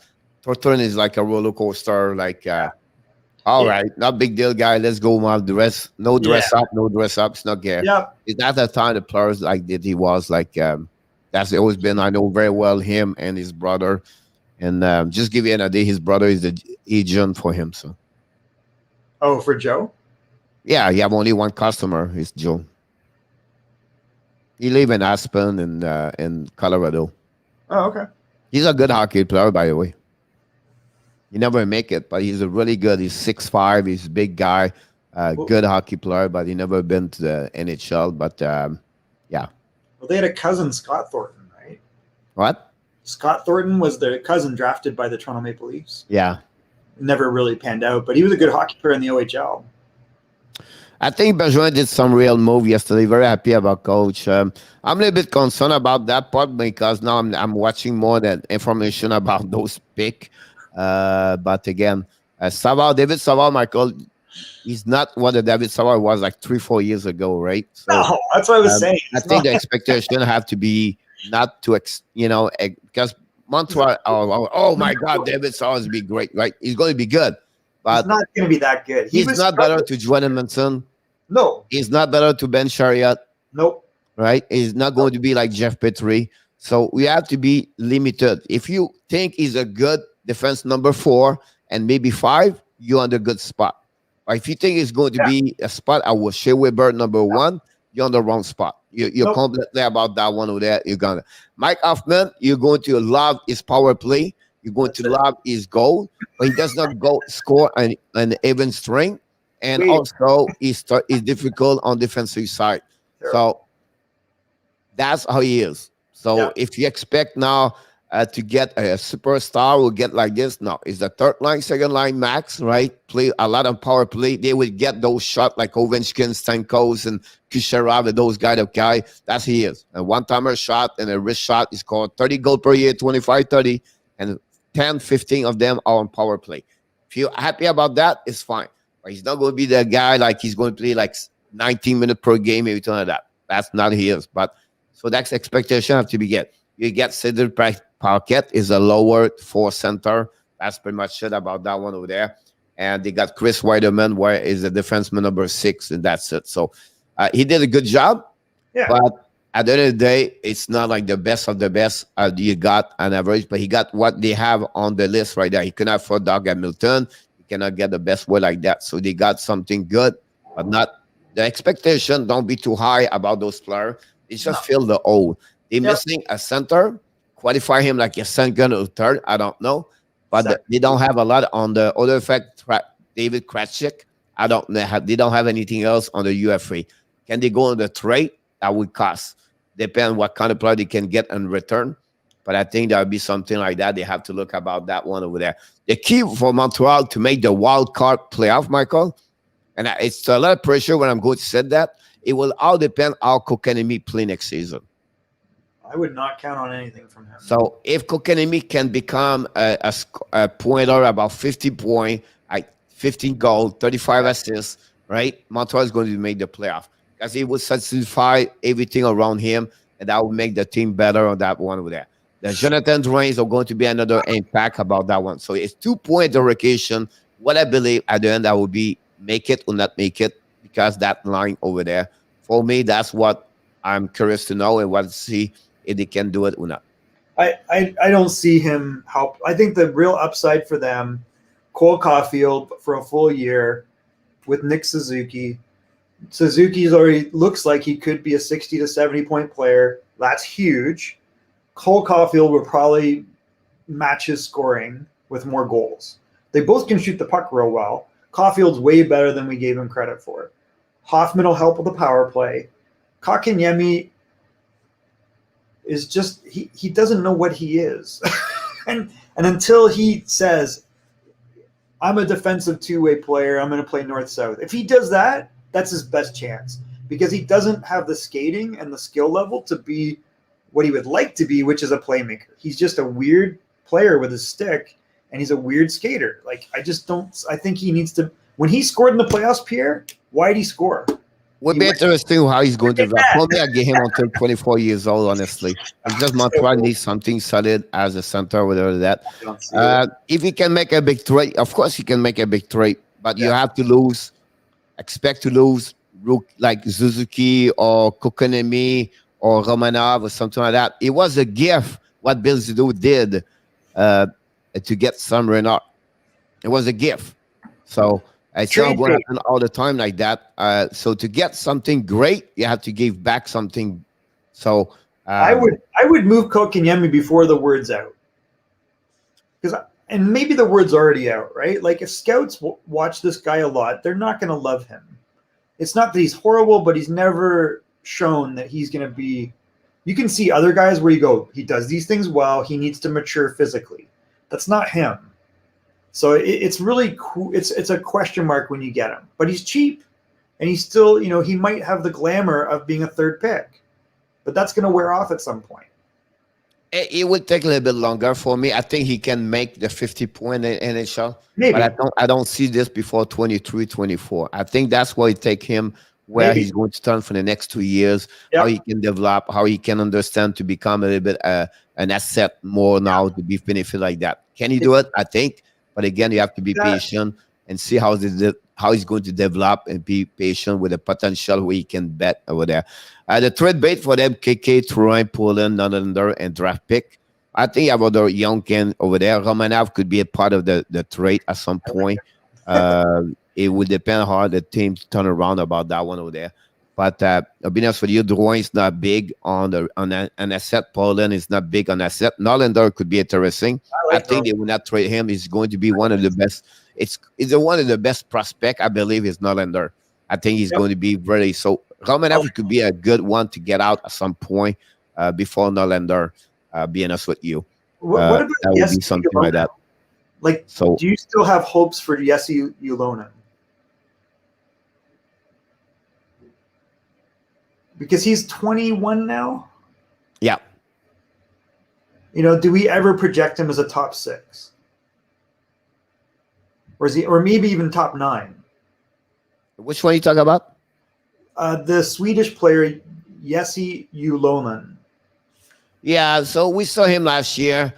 He showed up one game, but again, I think he's missing. You know, it's hard to see someone at the first game like that because you be nervous. You don't want to make mistake, everything like that. It takes time. I would like to see him 10 games, but he did very well last year in Laval, everything like that. For me, the next 3 years, I want to see Jan Mysak. I think Jan Mysak is underrated as a hockey player and organization in Montreal Canadiens. I don't say it's going to be a top 6, but I really believe one can make it before Ylonen, maybe, is going to be Jan Mysak. I can't wait to see him this year in Laval Rocket. He had a great year last season, got hurt at some point, but it'll be interesting about that one of them. I know Michael wants to talk to you also. Yeah, Anthony, I don't see this at all. I think that Minnesota... They don't have enough money, and I'll be honest with you, it's not a plan. Look what Bill Zito built. He's not looking for one specific big name. He's building the piece of the puzzle together, and to have a $6 million, 7 year. Look what he did for Verhey last night. He gave him $4 million, Michael. Why? Because he knows he can score 20, 25 goals. Now he knows he's happy. Now he's going to give more to the team. And that's what he don't spend 9, 7, 8 million. He gave him a good augmented increase of $3 million. Guy will be happy, show up, and that's what it will. So if you look about those little details, gesture, they do some GM. That's why you realize, oh, this is great. He got it. This guy got it. That's the difference between Bill Zito and Kevin Adams. Huge, super huge difference. Kevin Adams is showing his inexperience. He's made some. This team is not going to recover from this for a long time, Pierre. You know, now they got Owen Power, right? Next year will be at the bottom 5 over there. I think so. Right. It'll be interesting about that one over there to get another one. But again, it's mistake after mistake, unfortunately, about that. Like, to lose, it's crazy. It all depends now on Eichel. That's the last big asset he has, and maybe Olofsson, but the biggest is going to be Eichel. What he said, Julius? Who's that? He says he spent his 10 minutes slamming Joe Thornton. Time to go storm chasing. Severe weather in the forecast. Thanks for having me. Is it like a storm chasing guy? Yes, I don't know. That's awesome.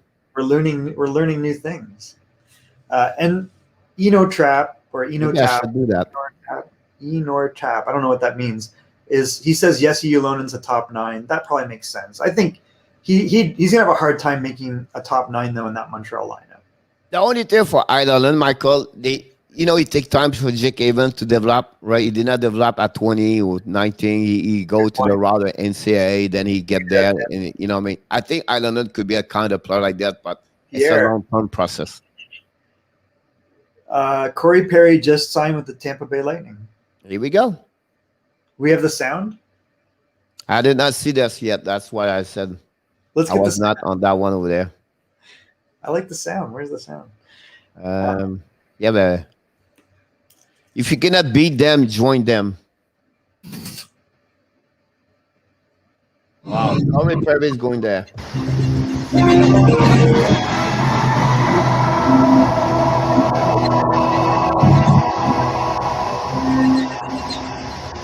Pierre, Tampa Bay Lightning signed Corey Perry. I just tried to find this contract. I cannot get it. So Corey Perry joined the Tampa Bay Lightning for what, 1 year contract, I believe. I don't know. I don't see it yet.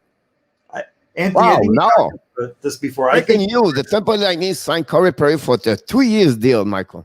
2 years. 2 years. To answer Anthony, I think Florida is absolutely ready to contend with Tampa. I think that everything Bill Zito has done, they've got an emerging superstar young goalie. They got all the pieces. There may be one player away, which would be a defenseman, a left shot defenseman that can play top two. Like a Mark Giordano for a year would make a huge difference. He would be their Ryan McDonough. I'm not saying Ekblad is Hedman, but he's a lowercase type Hedman. Karma if Tampa goes to the Stanley Cup and loses. Why would they lose? They were going to win again. It's going to be a 3-year dynasty, Pierre. Yeah. I think Florida's got a real shot at it. Obviously, they got to beat the King to win. The King just lost a whole bunch of its court, So I think that whole line is going to hurt them. They'll recover because they've got depth in the organization, so it won't be the end of the world, but it doesn't help. They still got the best goalie in the world. They still got Braden Point. They still got Kucherov. They still got Stamkos. They still got Killorn. They still got Palat. There's a lot there, guys. I agree with you. And now they got Corey Perry, who's chasing a cup. Talk about storm chasing, Pierre. Corey Perry's chasing a cup. He wants number 2. I remember the story, the loving player in Montreal, that happens a lot, right? You remember Alexander Radulov when he played 1 year, then he left for Dallas, right? Now you can see Corey Perry's coming here.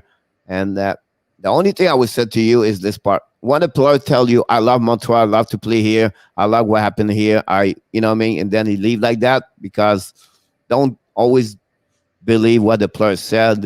When they can get extra, he will get a chance. So that's the reason he left. He left for maybe a bit more money, have a chance to win a Stanley Cup, joining a good team.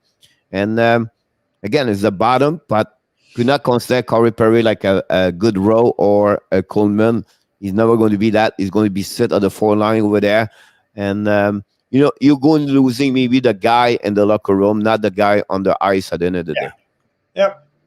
I don't think it's the end of the world. I don't think so. I understand you lose the what he bring around, right? But at the end of the day, you don't losing. I'll be honest with you. I want to play a young man at 23, 24. You're now at play Perry. So let me tell you what. Enter a tap. I am saying your name probably wrong. Said they lost their playoff experience players. I disagree. You know who's playoff experience, Pierre? Everybody now. Because they went to the damn final. But that's the point right now, right? They know what it takes to get there, everything like that, right? That's now, so they grow and they know what they have to do. Now, you honestly, can't buy that. What they lost, Weber, Staal, the Perry like this, or I said first they have to make the playoff anyway. Right. Then if they make the playoff now, the Perry. But I'm telling you right now, Edmondson, he knows what he takes. Chariot, he knows what he takes. Zuski, Caulfield, they realize, That's this may be. important. So at the end of the day, that experience is for everybody, like Michael said.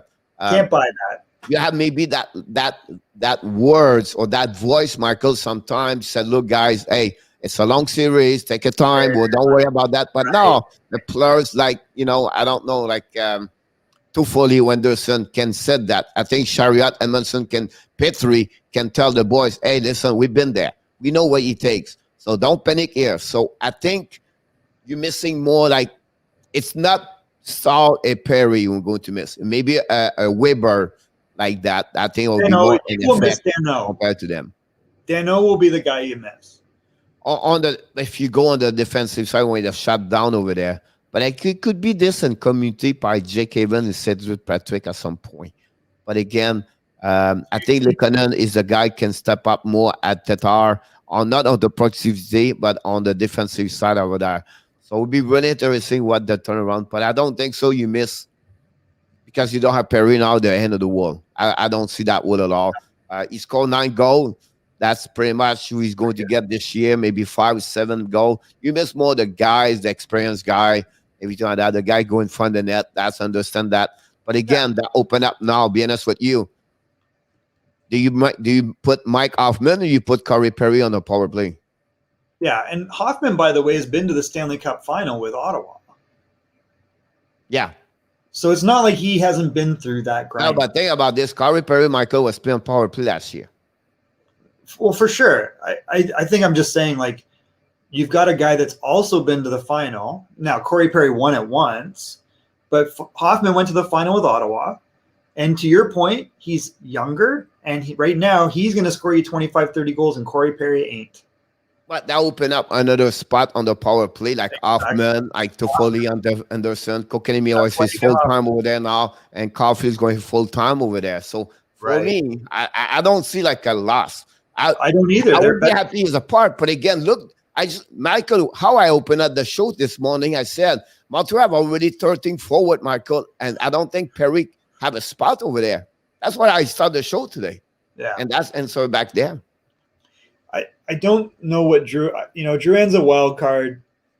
Gallagher looks like he's taking a dip. He's got to get healthy. You've got to think this guy will score 20, this guy will score 25, this guy will score 25. Army will get 15. These two guys should get 20. You know what?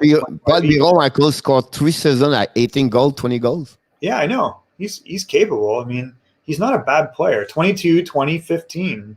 Yep. 56. Like, very capable offensive player. Now, I don't know. But I think the reality is you go Suzuki, 25 goals. Caulfield, probably 25 goals. You go Armia, 15 goals. Toffoli, 25. Hoffman, 25. Anderson, 20 to 25. Gallagher might be 15 to 20. Like, if you think about this, Michael, there, where's Perry fit on that one? Nowhere. That's my point there. That's my point there, right? You go to take out someone like a young man for Perry? I don't think so. Yeah, and I think Hoffman will do more. Tatar is not going to help your power play. Hoffman will. Exactly. Tatar, you're going to miss him at 5 versus 5, right? But you're not going to miss Tatar and a power play. Tatar doesn't produce anything. Montreal, Michael, I'll be honest with you, Mike. Go to every one of them and stat on power play. Other is Suzuki, Petrie. Nobody have a great year on power play. No, it was terrible. Perry had 5 goals. That's it. Otherwise, everybody else on power play did not produce. Toffoli have 2 goals, I believe. Anderson have 1 goal, I believe. They don't have anything. Hoffman, that's what he brings to you. Yeah, this was his worst year at 17 goals, but that's because they weren't playing him other than on the power. Michael in 52 games, so that gave him 30 goals, 30 games, right? He scored maybe another 5, 6, 7 goals. He scored 25, 22, 23 goals. Exactly. Look at this. On power play. You don't see this on that one on power play. Look at this. 19 playoff games, 11 points. So this guy has been there.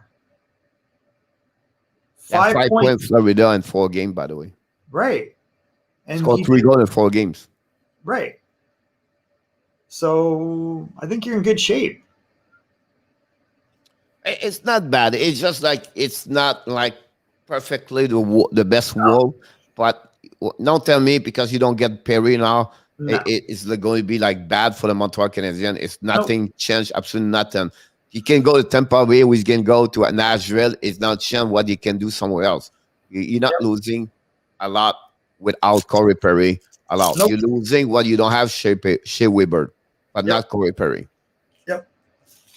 Now, Leo, to give an answer, the only way I can see the abs right now, the only chance they can get is a wild card. Yeah, I agree. There are no chance right now to take the top 3 over there. And I don't say they would make it, Leo. I want to be sure you understand me. Yeah. The chance they have is the wild card. That's it. And you're right, Entertap. His value is on the power play.